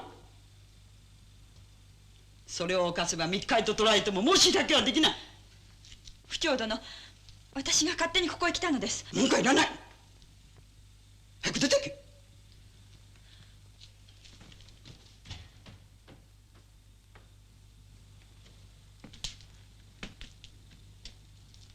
兵隊の身分に関しては府長には権限がないから、このことは部長部員殿に報告する。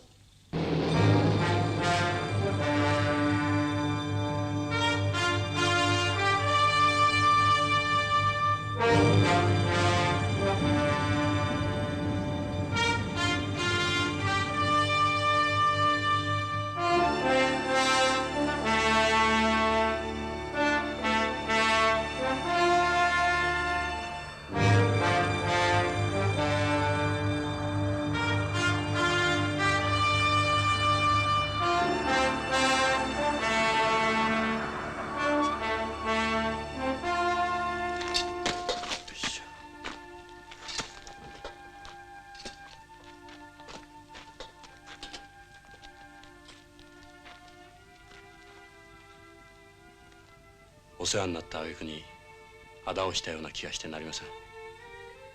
あなたまで転属させるなんて。いいんです。どうせ一度はお別れしなければならないんですもの。またお目にかかれるかしら、どこかで。僕は目くらめっぽうに信じます。会いたい人には会えるんだと。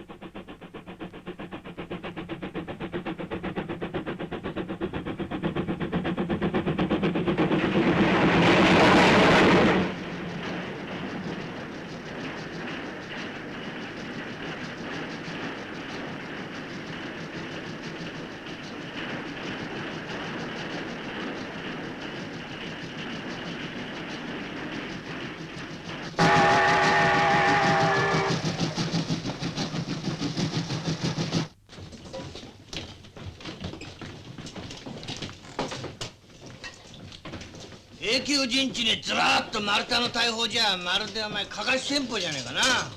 鎖だよ。5年も俺たちに砲を扱わせてくれながらだな。いざっていう時にあんな豆鉄砲持たせて俺たちに何をさせようってんだい。はあ、ちょっくらいって山田弟さんに聞いてみっか。敬礼。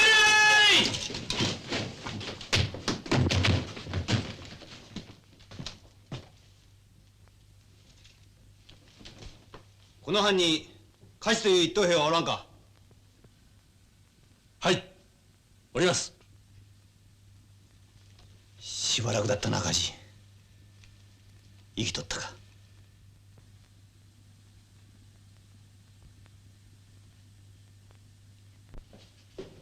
休め。俺は影山少尉だ。今朝この中隊に配属になった。お前たちの訓練に当たることになる。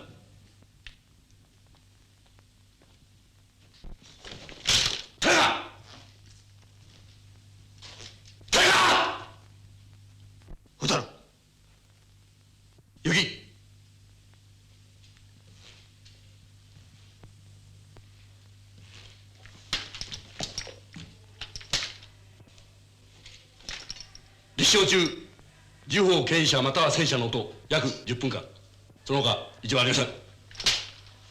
ご苦労。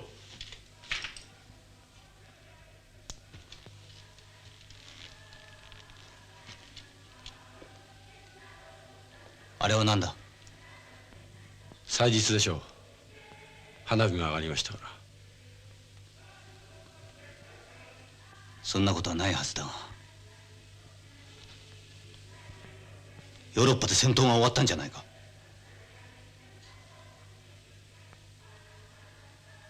きっとドイツが降伏したんだ。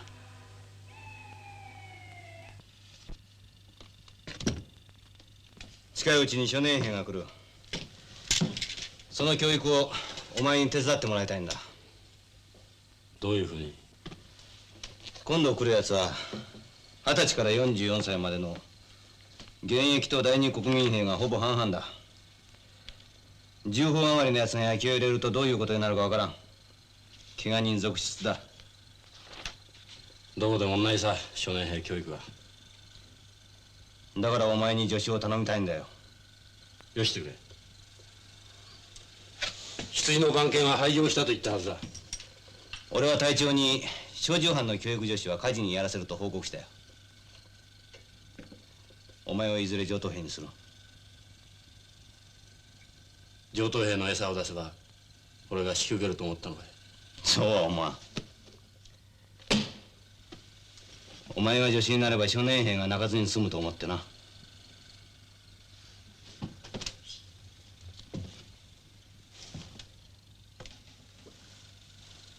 これだけ言やいいだろう。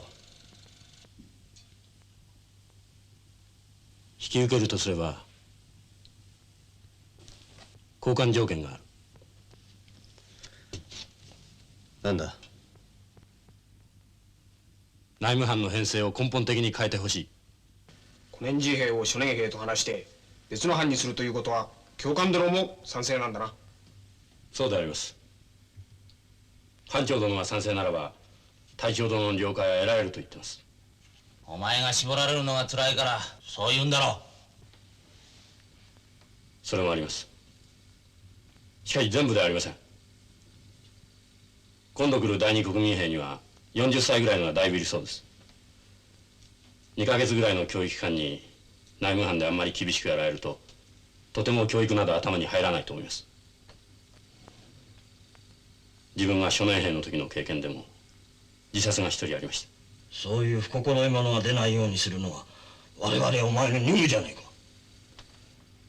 鍛えるだけで人間強くなると思いません。自分は演習では厳しくしてやります。しかし内務班では優しくしてやりたいと思います。2年兵のお前が何を知っとるか。兵隊というものはな、最初から締め上げて軍隊とはこういうとこだと徹底的に染み込ませなきゃダメなんだよ。おい海事上等兵、お前助手になるんだってな。そうであります。何を教えるんだ。習ったことを教えるだけであります。何を習った。おめえはよ助手をやらされるくらいだからな、いろんなことを知ってんだろうがこれだけは一つご存じねえらしいな。おい松井教えてやれ。赤星上等兵殿、麻酔は一等兵でありますから火事上等兵に教えてやるなんてことはできません。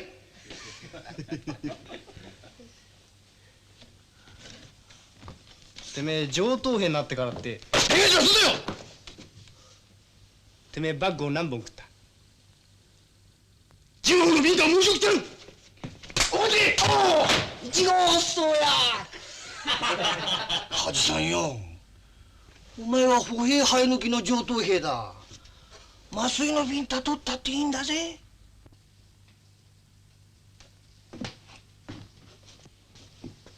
梶、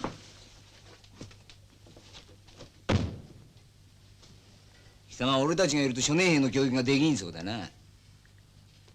俺たちを追い出して親物たちに習ってるんだ。助手になるからには自分の初年兵を誰にも殴らせない、そういうお覚悟でいらっしゃるそうだな。そういう覚悟ができてる。こういう覚悟ができてるだろう。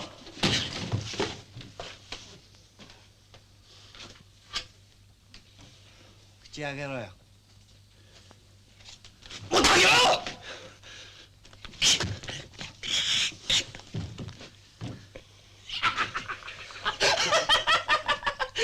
そうやって聞いてる。耳には線をしてねえからな。よく聞こえるだろ。記事も泣かなきゃ打たれねえんだよ。もう泣かねえさ。おかわいそうに。公平をなめるとな、こういうことになるぞ。貴様の可愛い曽根兵が来たらいいか、直輸や蒼天を後回しにしてこのことをよく教えとけ。戦闘になったら何を頼りにする。直輸や蒼天じゃない、公平だ。こうやって貴様を可愛がってやる公平だよ。覚えときやがれ。おい、しょいだ。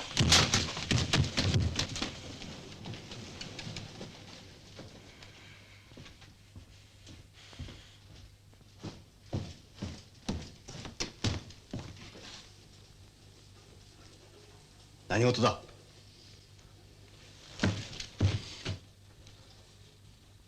ジョーカーを取れ。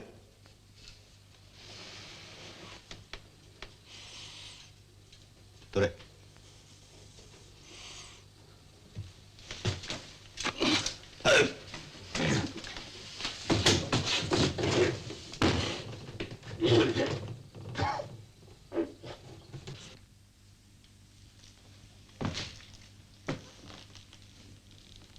俺は見なかったことにする。ただし今回限りだ。4年兵5年兵といえども今後は許さんぞ。わ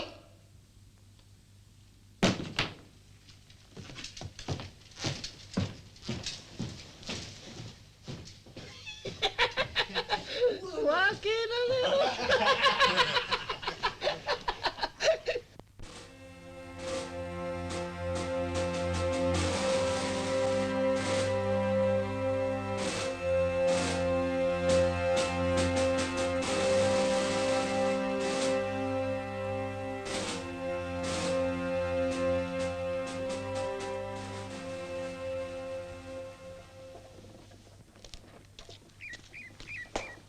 お疲れでありました。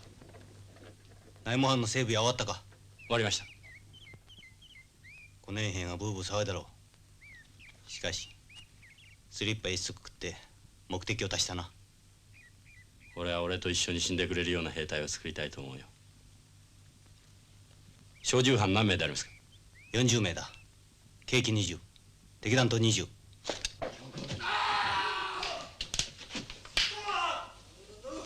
どうだ、みんな疲れたろう。国境は敵と近いんでありますか。敵？近いよ。本当の最前線ですね。これで親父に自慢ができます。お前の親父は？軍人です。少佐であります。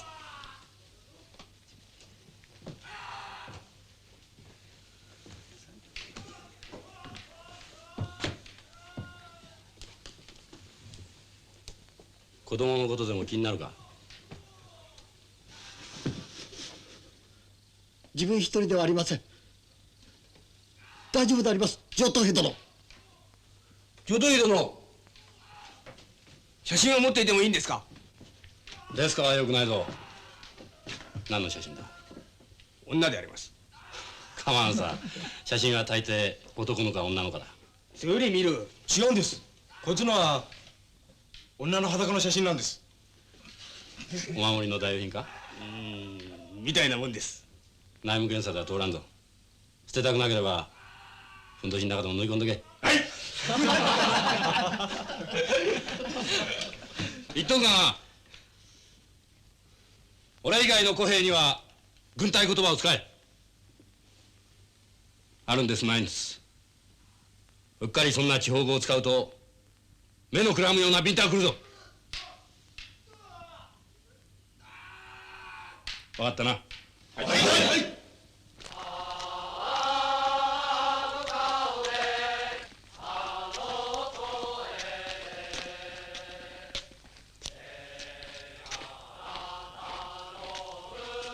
おい、ちょっと来い。ボタン外してんのはまだ早いぞ。お前たちは口で言ってもなかなか実行せんからな。以後気をつけます。返していただけませんか。返していただけませんね。預かっとく。後で取りに来い。一人でに外れていたんです、このボタンが。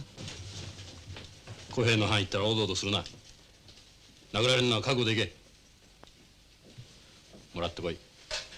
そのぐらいのことは自分でするんだ。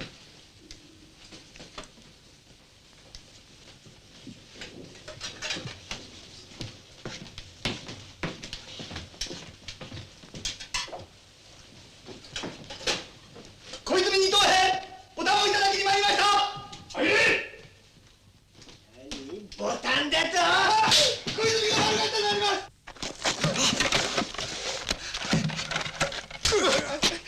たしのこつけらであります。たしのこしたんであります。何このくせ者。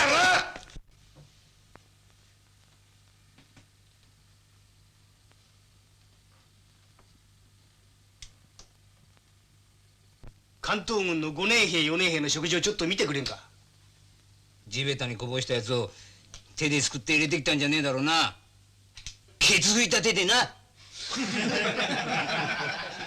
君はいつからこんな少しになった。俺をそんなに責めなくたっていいじゃないか。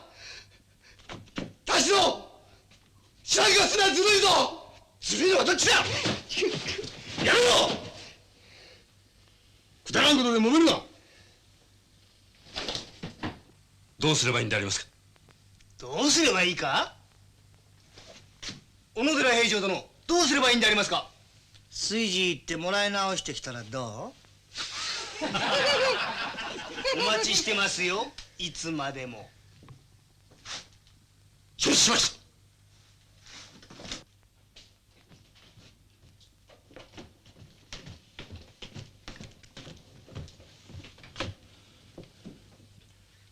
おかずを全部バッグに戻せ。戻したら安住、小年次兵の範囲持ってけ。俺たちは飯だ食う。飯もないよりマシだと思え。こら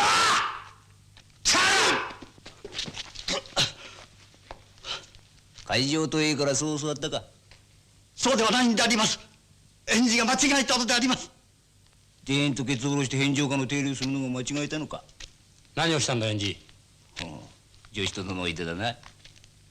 梶、貴様は返上家の手入れをどうしてたか。返事が悪かったんであります。さあ、どっとれ。どうだ梶。特別にどうやれとはおっしゃいませんでした。何。返事は習いました。返事が悪いんであります。お前黙ってれ。赤星上等兵殿、よく教育しますから許してやってください。よかろう。俺の目の前で教育をし直せ。こいつを殴れ。貴様、初年兵を殴らんそうだな。殴れません。教えてやろうか。こうやるんだよ。梶上等兵殿、自分を殴ってください。お前のことはもう済んだんだ。行け。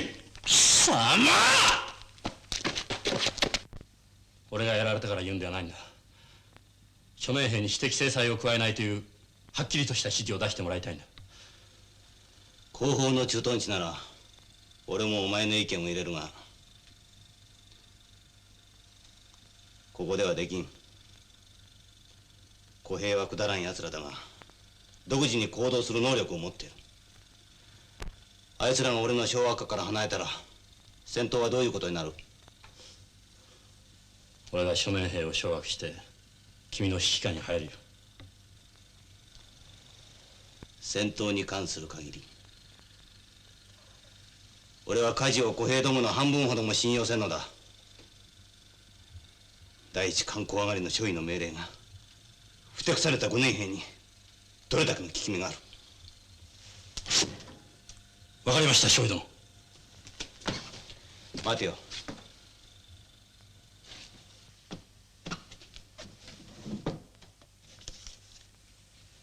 美智子さんからもらったよ。お前のいることを知らせてやったんだ。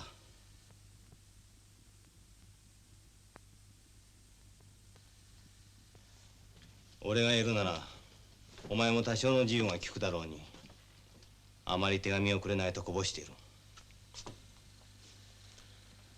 自由が利くか。読まないか。言ってくれ、簡単に。俺と一緒ならのんびりしてるらしいから安心したとある。この土壇場に生きてた。あの人をくれぐれもお願いしますと書いてある。自重しろよ、梶。あれの手紙をお前の立場に利用するな。バカが。お前は俺のクズみたいな命でも無意味に落とさせまいと祈ってるんだ。ここだけは切り抜けてほしい。ここだけはとな。2度も3度も書いてある。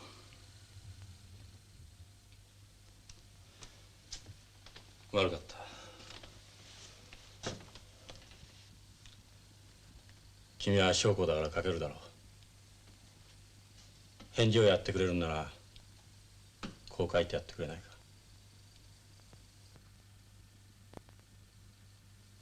梶は死なない。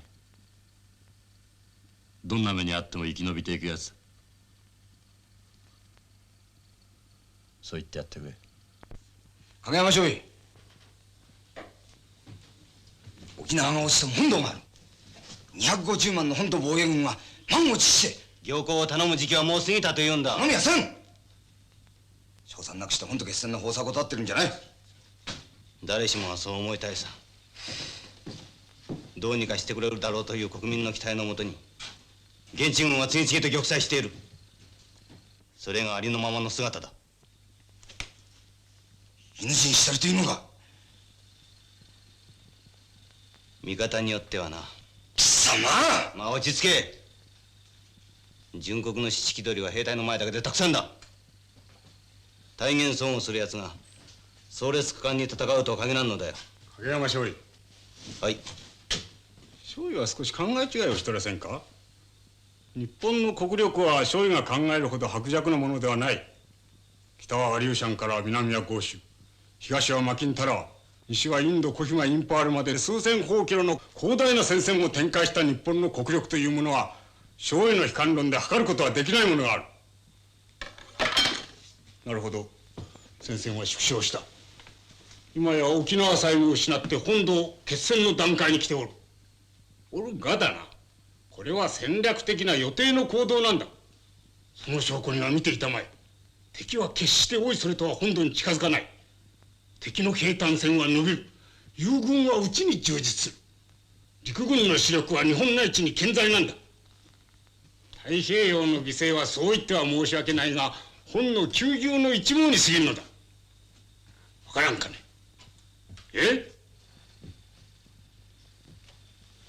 わかりました。何が分かったというんだ。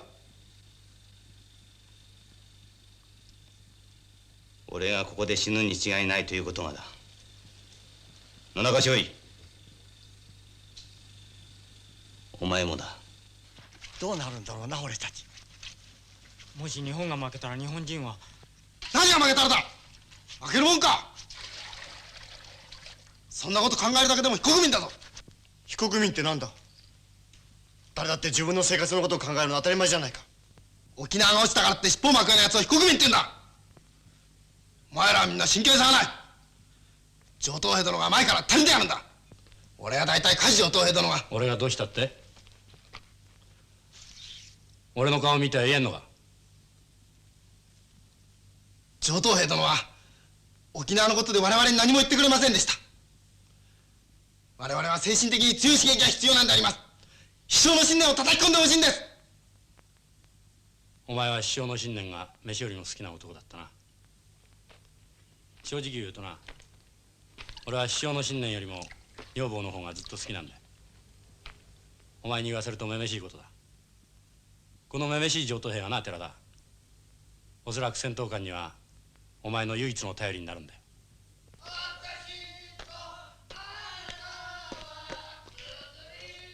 ほら敬礼せんか。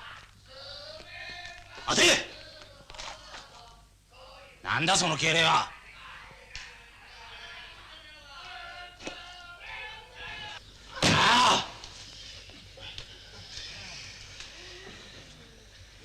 班長の決令は自分の責任であります。自分だけにやらせてください。黙ってやれ。班長殿、ご苦労さんであります。お前すまんがちょっと見ててくれんか。班長殿、他の者を許してやってください。黙ってやるんだよ、黙って。班長殿、うるさい。班長殿。ナルト、黙ってやれ。俺も一緒にやってるんだ。弘中班長がやめろと言うまで誰から言われてもやめるだ。隊長殿や教官殿が言っておらん。いいな。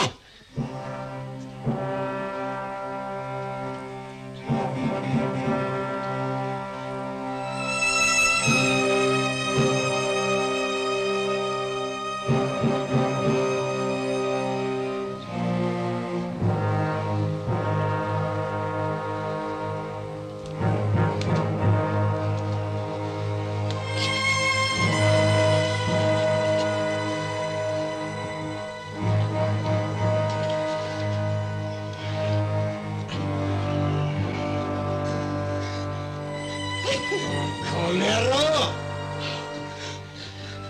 大き遊ばせだ。帰るぞ。誰だ。エンジが。すいません、上等兵殿。俺たちが初年兵の頃にはな、こいつを1時間もやらされたんだよ、1時間も。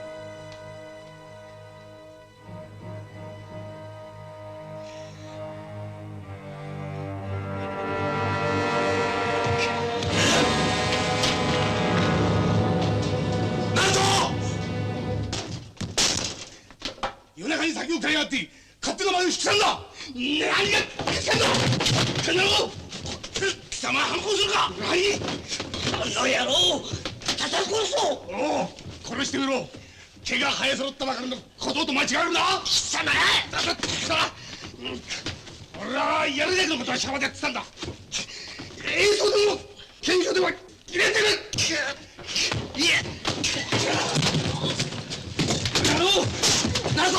自前をな、どいてくれ。なるぞ、なるぞ。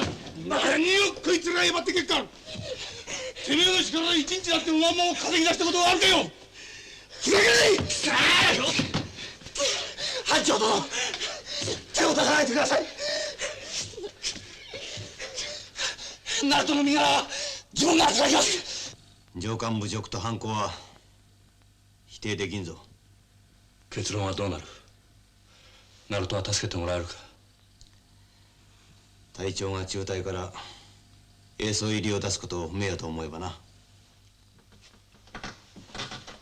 外文をはばかるように仕向けてくれ。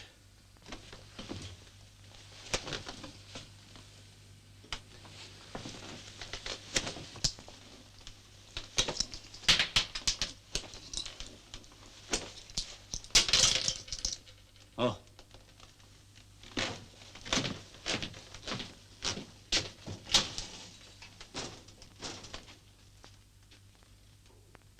集団司令殿に敬礼。しろー。第二。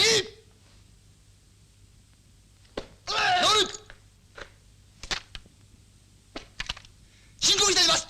下番衛兵司令武田五長以下8名は上番衛兵司令藤本五長以下8名に衛兵勤務に関する一切の件以上なく申し送りました。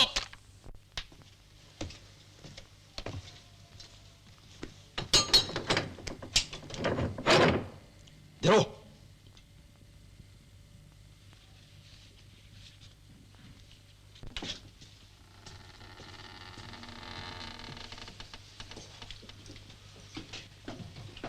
辛かったか。ご心配をかけましたが3日間で助かりました。みんな待ってるぞ。ナルトが帰ってきたぞ。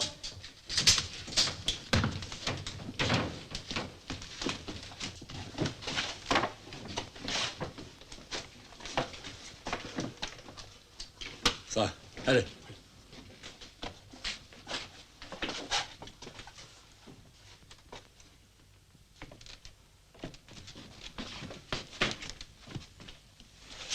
ナルト、きつかったか、つらかったか。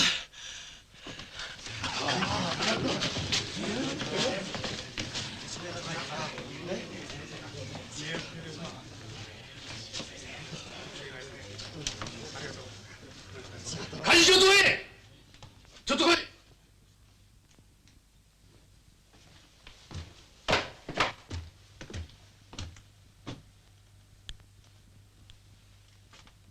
お前少年兵はよう教育してあるな。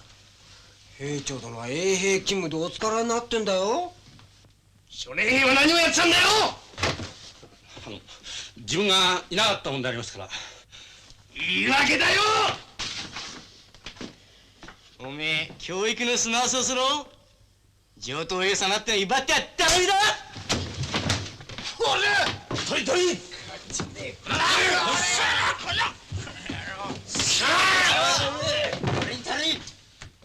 アジ食いしばり金やれ。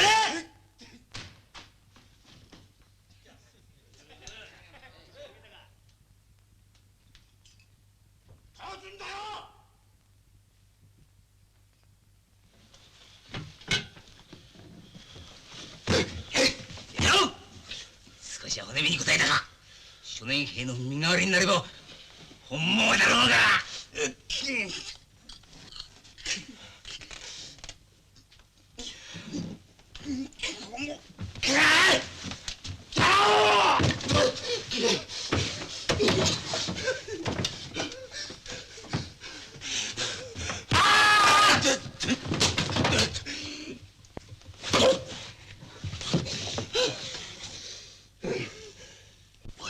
よせ赤橋。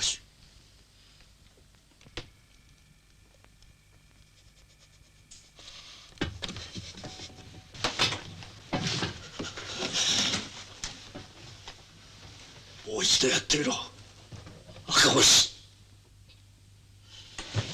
おい赤星、さしてやる。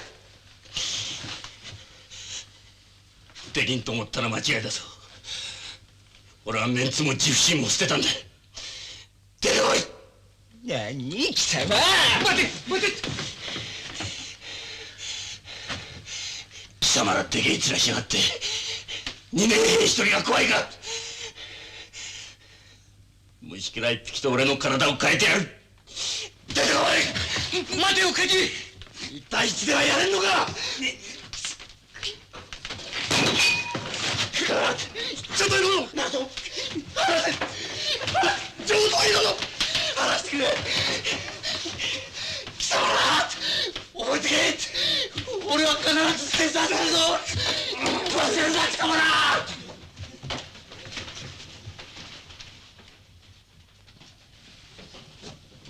上等兵殿、もし上等兵殿が今度何かやるようでしたら自分も手伝わせてください。田代だって働くでしょありがたいがそれはいかん。どうしてですか。一種の反乱として処分される。出るとこへ出たっていいと思います。出るとこへ出たら俺たちの負けだよ。なると勝てる見込みは今はないということだ。小平の奴らをやっつけることぐらいはできるかもしれない。しかし敵は小平じゃないからね。ここだよ、軍隊だよ。変更準備。上等兵殿、見せてください。終盤指揮官は影山少尉だ。あいつにこの俺の顔を見せてやるんだ。変更。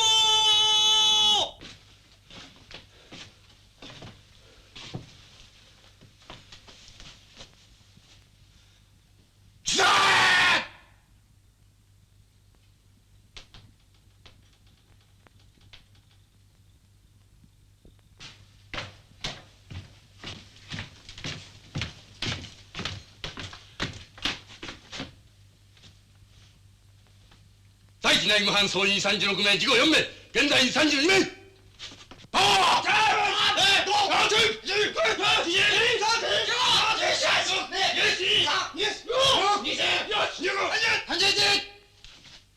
列外1事故の命名は入室異常ありません。今から緊急命令を達する。小銃班火事上等兵以下初年兵28名は陣地構築要員として明日19時出発。行動を取得するために夜間行軍をもって国境から後退し先発弘中部長の指揮に入る。作業はおおむね1ヶ月の予定。卑怯じゃないか。俺を作業に出して小平とのいざこざをなし崩しに解消するつもりか。そう思いたければそう思え。中隊の癌を取り除いたつもりだろうが1ヶ月もすれば帰ってく。もっと大きな癌になってな。なるまいな。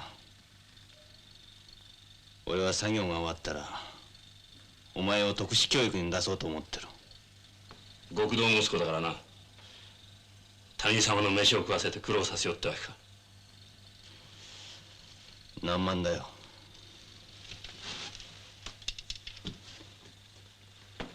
美智子さんの近くかもしれん。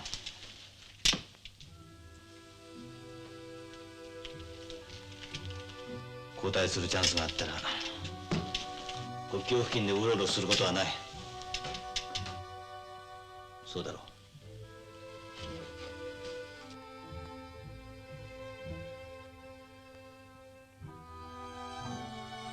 未解決の問題が残ってるよ。君と俺との間にも。君は解決を避けたし俺は焦りすぎたという違いの間にね。どっちも何もできなかった点では同じだな。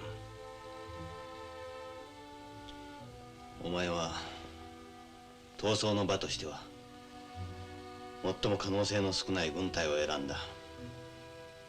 利口バカだよ。意地を張るより安全を図ることだ。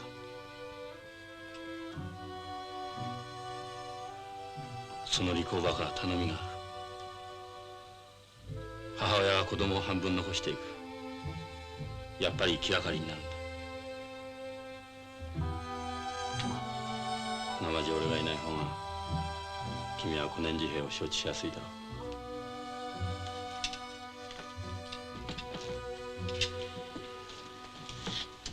当てにしていいか。苦労性なやつだ。その半分ほども細君に気を使ってみろ。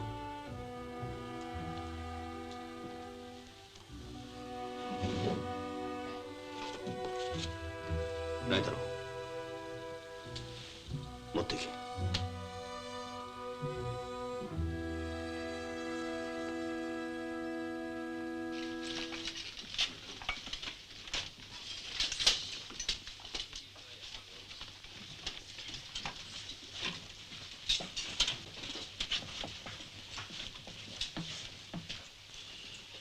上等兵殿、きっと帰ってきてください。1ヶ月の辛抱だ。なんだか自分一人が島流しにあったような気がします。お前と俺を残すとな困る奴がいるんだよ。お前も俺もあんまり気が長い方でもなさそうだ。ナルト会社を起こすな。何かあったら影山省に相談しろ。いいな。はい。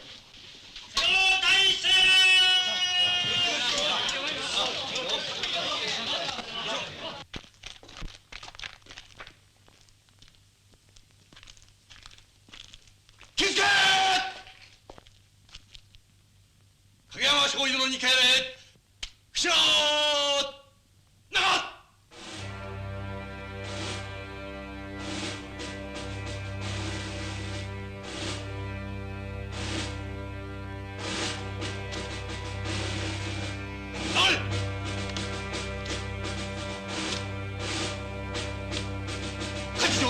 28名ただいまより作業に出発します。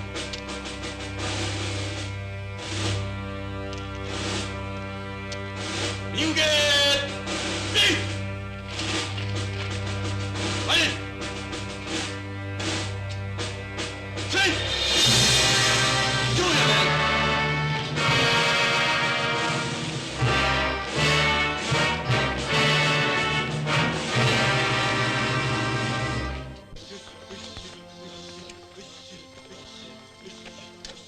おい水が来た水が来たぞ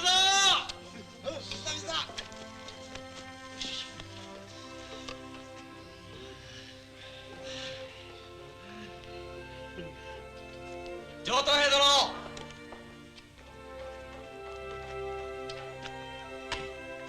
見てください。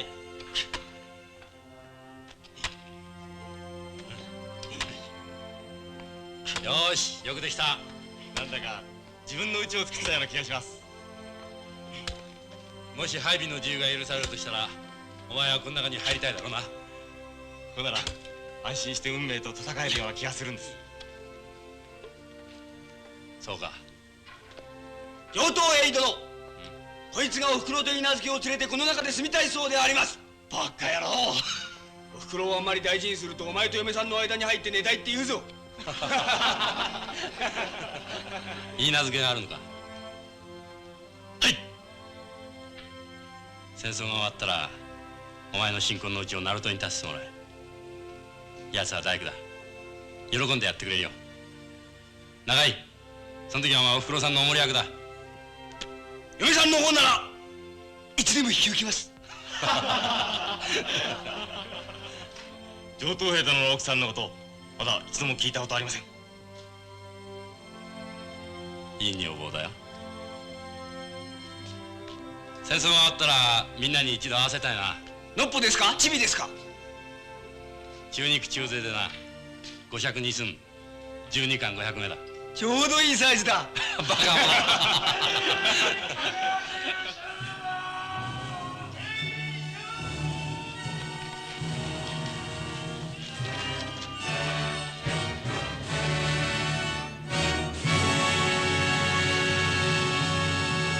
全員よく聞け。本日未明我が西雲大陣地は有力なソ連軍の襲撃を受け、これと交戦大隊長牛島少佐以下全員玉砕した模様である。敵は国境前線にわたって満領内に侵入進撃を続行中である。中隊は命令により直ちに消え移動準備、新陣地に展開して強力なる抵抗線を構築、対抗する敵軍を擁撃粉砕せんとする。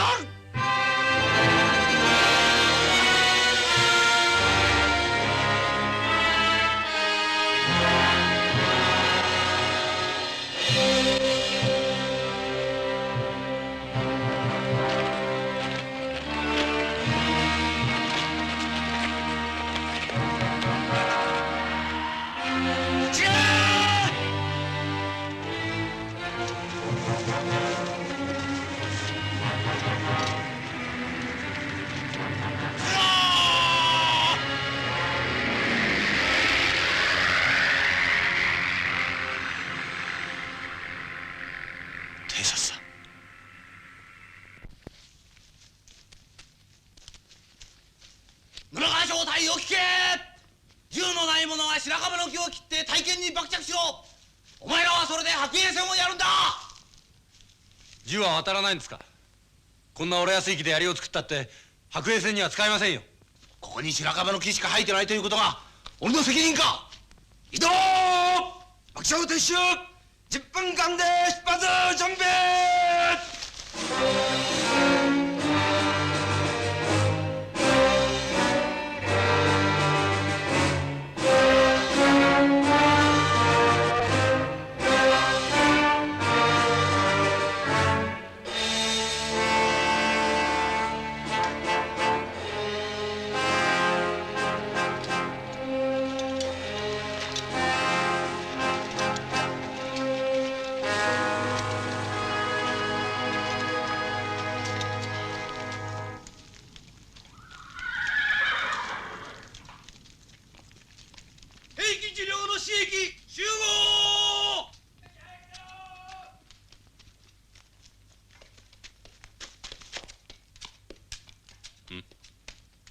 城に同兵兵隊部まで兵器重に行ってまいります。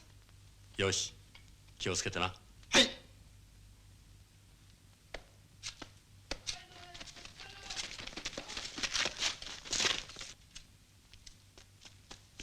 出発！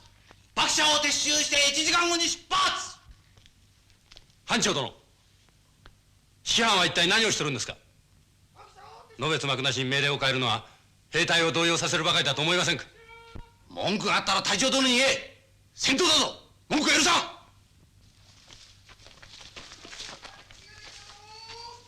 ドイ中隊はどこだ？おーい、ここだ！弘中藩はどこか？これ！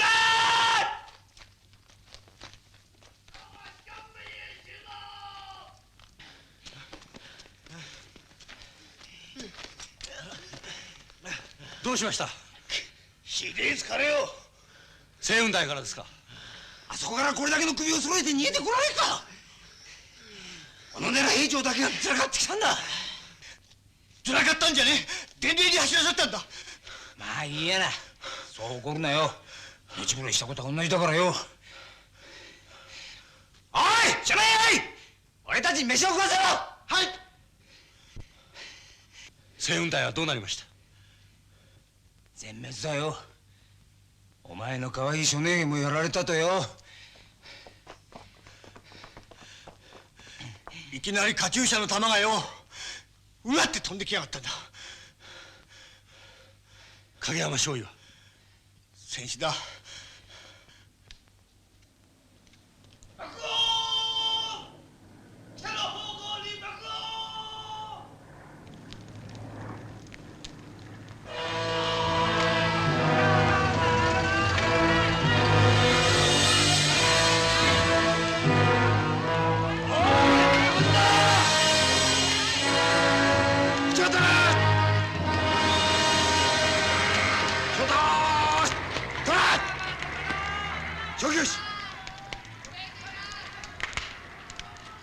ここにはうまいもんなんかありませんよ。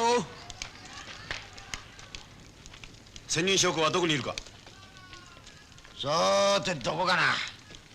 お前知ってるか？お花ちゃんと最後の別れでちんちんカムカムじゃないんですか？それじゃ軍曹、お前様が兵器引き取りの命令を出してくれ。せっかくですが自分には命令を出す権限は持ちません。司令部からの命令がなきゃダメであります。電話を貸せ。司令部の夜から話す。電話はそこです。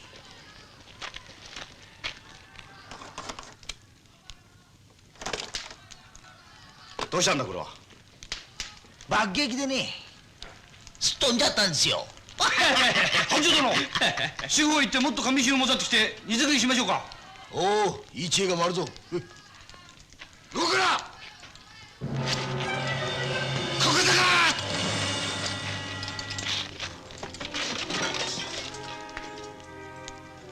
貴様らを叩き切る！長官の責任において銃は奪うぞ。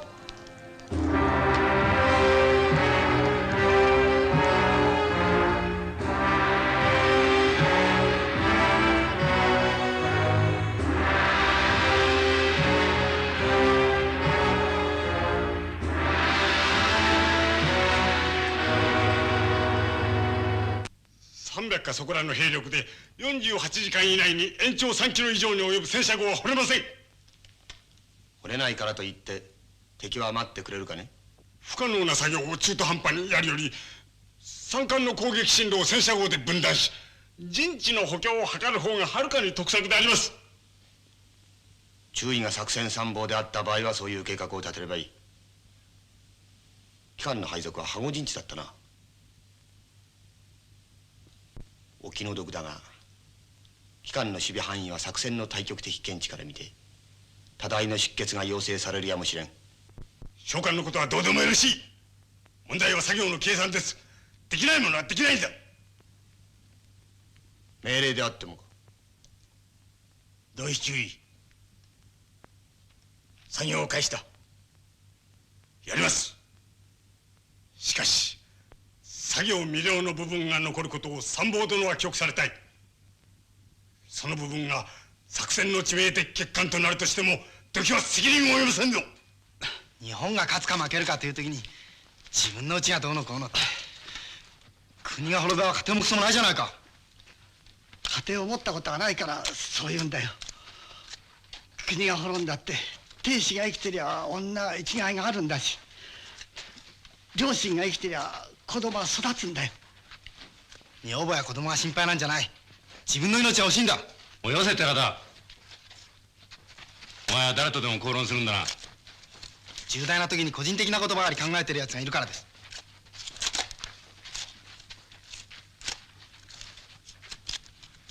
お前命が惜しくないか。惜しくありません。そうか。俺は惜しいよ。そう言うだろうと思ってましたよ。もう戦闘だから言いたいこと言っても構いませんか。構わん。言ってみろ。上等兵殿は寺田が少佐の子供だから嫌いでしょう。それは仕方ありませんが、育児のないやつ、軍人らしくないやつばかりかばってきたのはこの戦争に批判的だからではないんですか。寺田。構わん。言わしとけ。いかにも俺は批判的だよ。兵隊になりたくないために魂を売った男だ。しかしな、お前の親父がお前にしたような教育だけは肯定できんのだ。それはこの戦争を全然否定するという意味ですか。しなければならんはずだったという意味だ。上等兵殿は二重人格だ。卑怯です。お前は随分言いにくいことをはっきり言ったから俺も言おう。お前はアホだ。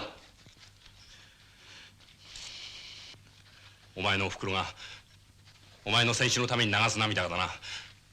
どんな気持ちの涙か考えることもできんアホだ。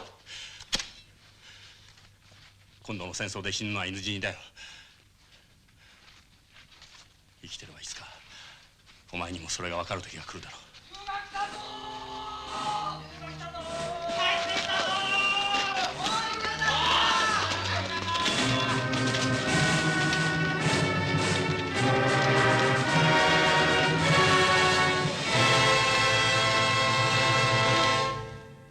式藩分隊長広長五条、月刊十分隊長矢部上等兵、小十分隊長梶上等兵、肉弾戦車攻撃班分隊長赤星上等兵。休む。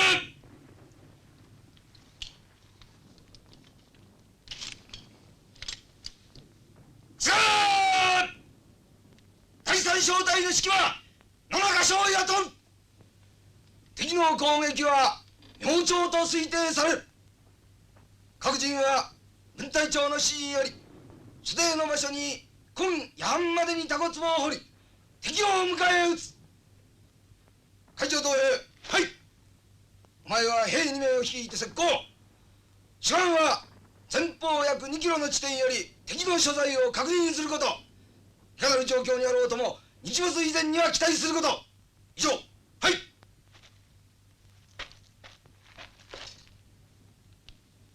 高杉、寺田、前だろ。はい。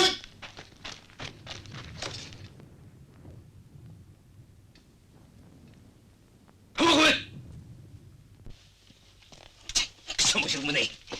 5年も年季を得るタンクに地べたに張って戦車の下に潜り込めってのか。おいそれ貴様ら俺と一緒に死にたくねえだろ。ええ、俺もお前たちの世話やっきりね自分で考えてやるよな。他中隊の報告と少し食い違いがある。お前は十分に潜入して確認したのか。はい、確認しました。そこの2名も戦車14、5両を確認したんだな。この2名は稜線に残しました。なぜか。上等兵殿は合図があるまで待てと言われました。あいつしなかったのか。しませんでした。理由は。諸年兵は石膏動作に習熟しておりませんから。思いやりが深いな。お前は確認できる地点まで潜入することを怠ったんだろう。臆病者。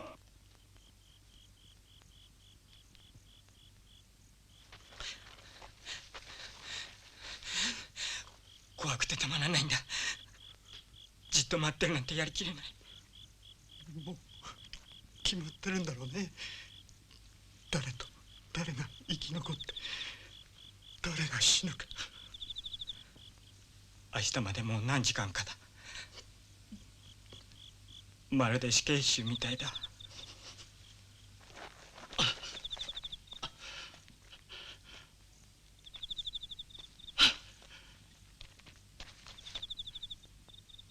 自分の穴から白い布が出たんです。あれはきっと墓です。こんなところに墓があるか。確かに墓です。きっと崩れた骨があるんだと思います。神経を立てるな。いい年をしてなんだ。すいません、誰かと変えてもらえませんでしょうか。上等兵殿、自分が変わってもよくあります。いかん。弾が飛んでくれば額の下にでも潜り込まねばならんというのは墓ぐらいなんだ。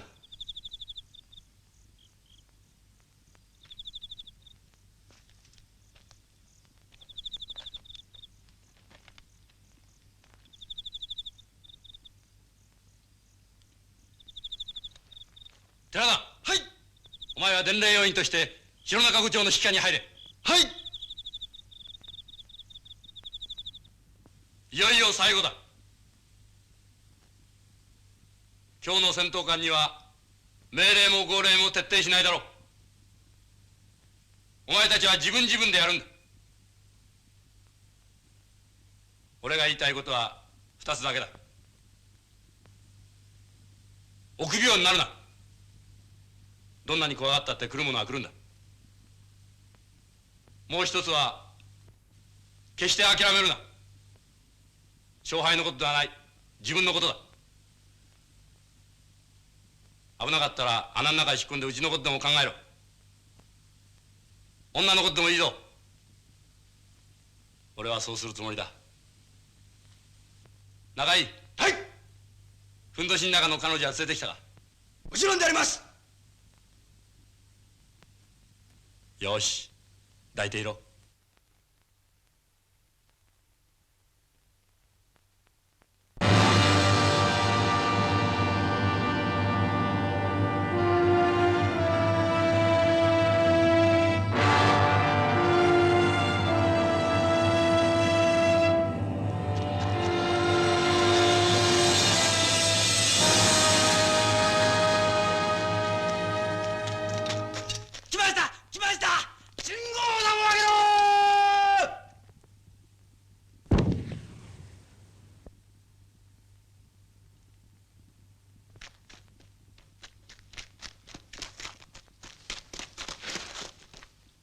野中少尉、戦闘準備。はい。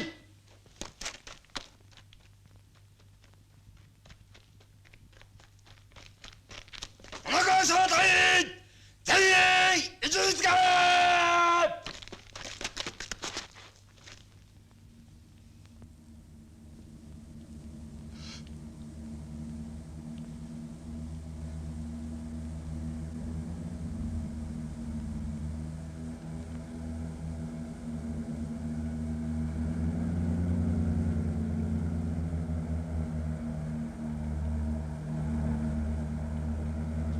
また撃つな。300まで近づけてから撃て。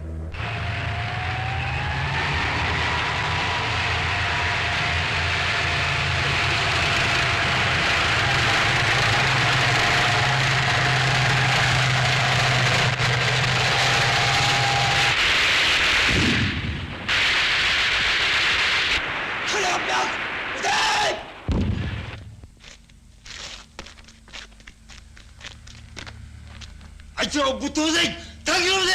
撃た。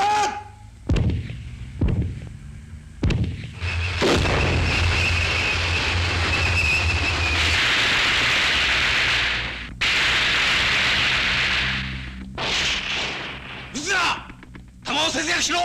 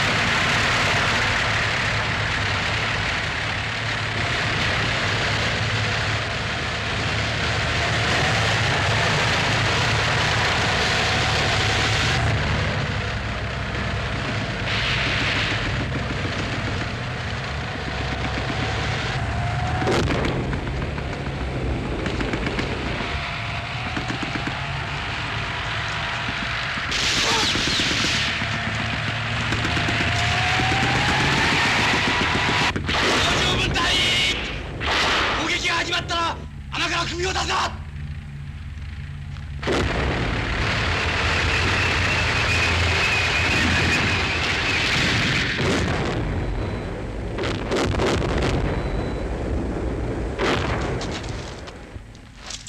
嫌だ。上等兵殿、上等兵殿、どうした？戦車が渋滞を突破して後ろへ回るかもしれません。隊長殿は敵が待て、また砲撃が続く。大丈夫です。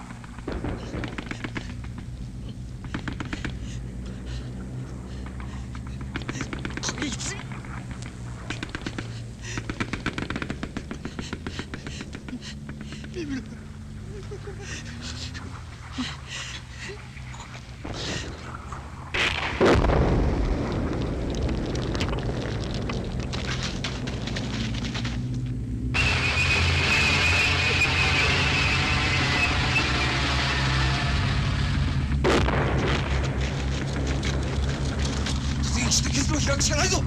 隊長殿に伝令を出せ。どうするか聞いてこい。はい。寺田に東兵伝令。はい、寺田伝令に止まります。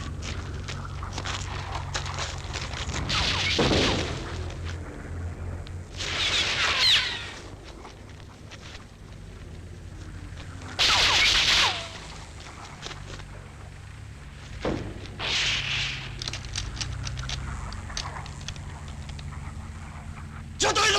弾がありません。安住、弾あるか。あったらご発でからくれ。嫌だ、俺のがなくなる。撃ってやしないじゃないか。誰がもらうんか。ちょっとええだろ。弾ありません。だからむやみに撃つなと言ったんだ。ほれ待て。ここにいろ。二人で撃ちまくるんだ。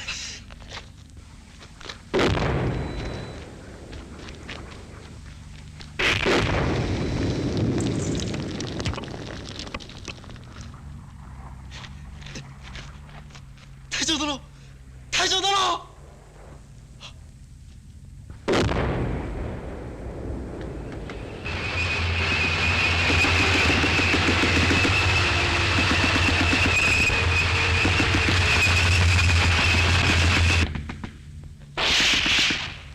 伝令はまだか。ダメです。敵が後ろに回りました。袋のネズミです。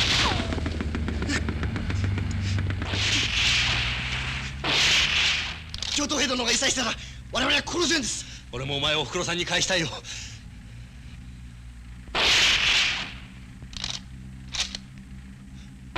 返事。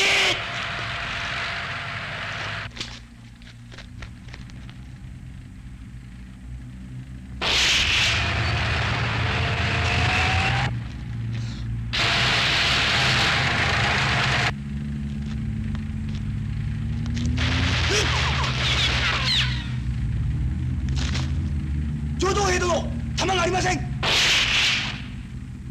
持ってってやります。弾がない。弾をくれ。ってきます。そうか、行くんなら戻ってくるな。あれだけの弾を確実に撃て。いいな。はい。発進してんなれ。俺が援護する。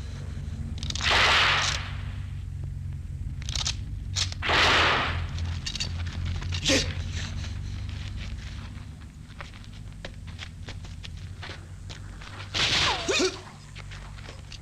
大将！仲いい！出るな！大将！大将！大将！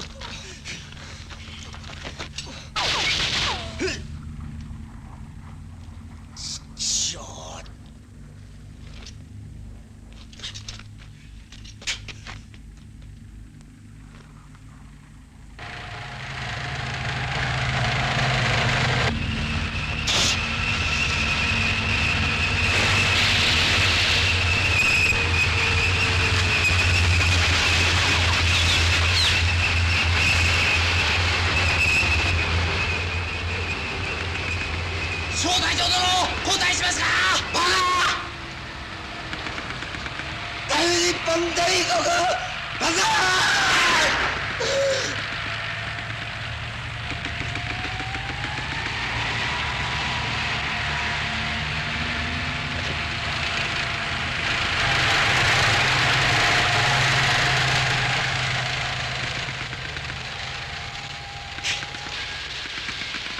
バカ！乗れ！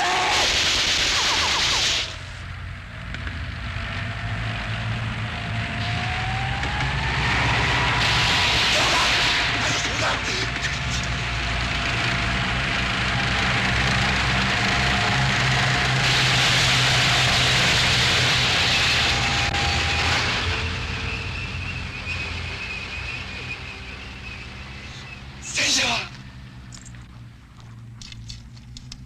もう行ったよ。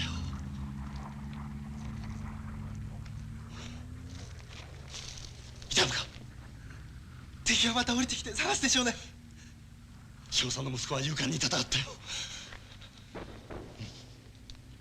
もしかするとお前生き残ったかもしれんぞ。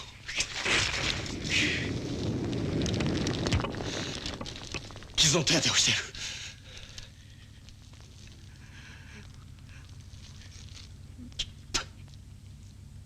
目をつぶるんだ。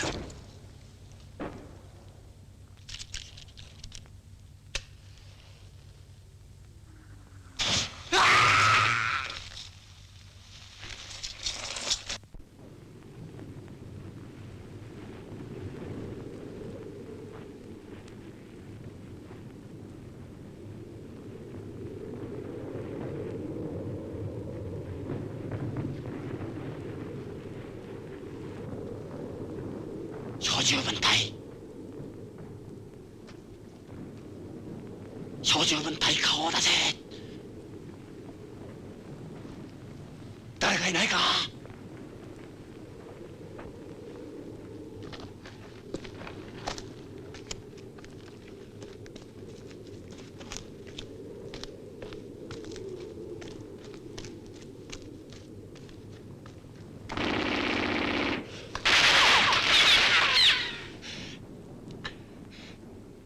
死んでたまるか。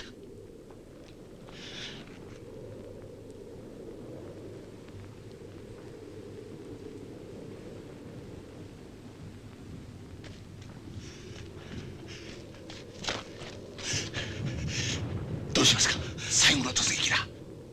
突撃。危ないぞ、カシ。小野寺。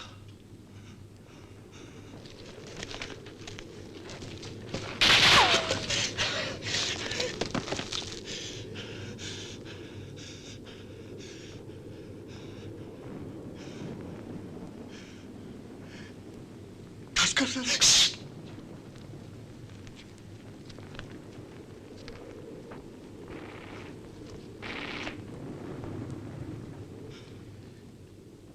来るか。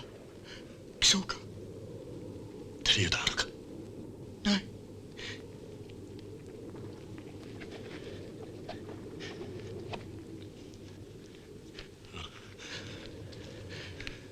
いよいよとなったら飛び出すからね。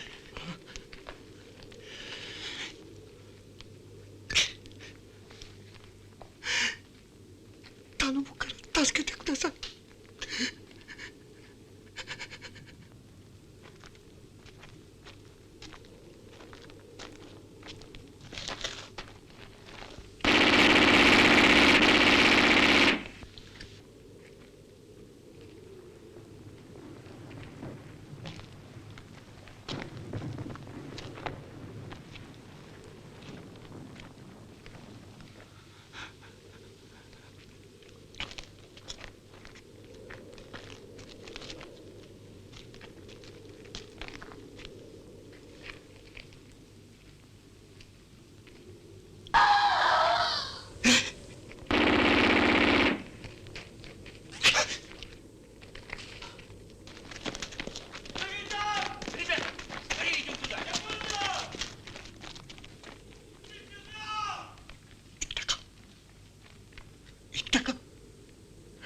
落ち着くんだ。敵はまだ上にいる。やめろ、撃つのは。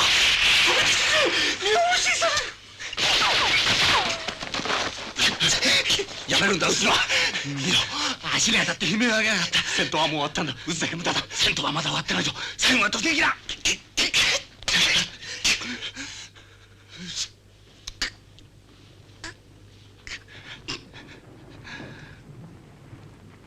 犬死にしたけりゃ一人で取り出しなさい。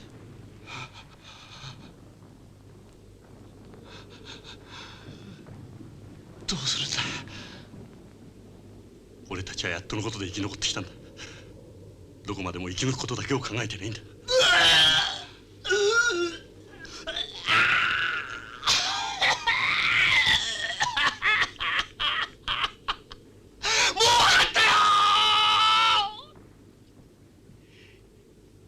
おめえたちが強いのはもう分かったよ。悪なってんだ。関東軍を知らねえの。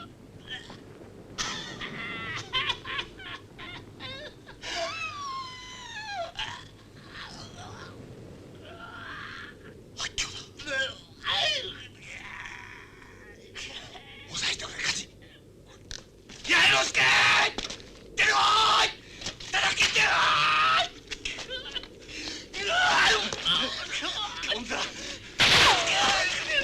危ない危ない、来たろ。本当だ本当だ、すけ静かにしろ。静か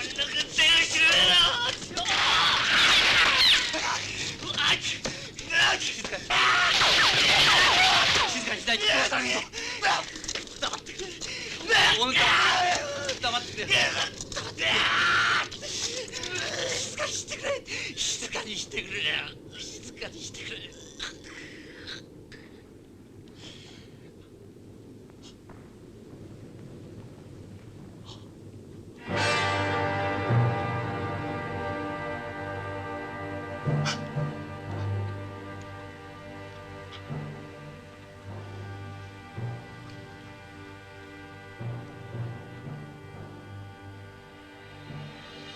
どうした？死んだ。楽にさせてやったものだと俺は言わん。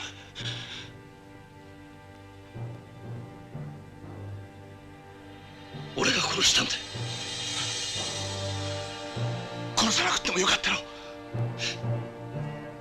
俺を責めるか。責めるか。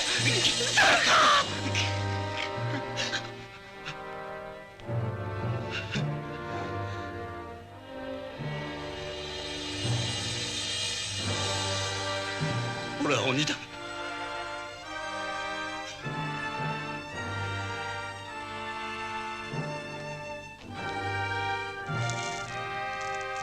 鬼になっても生き抜いてやる。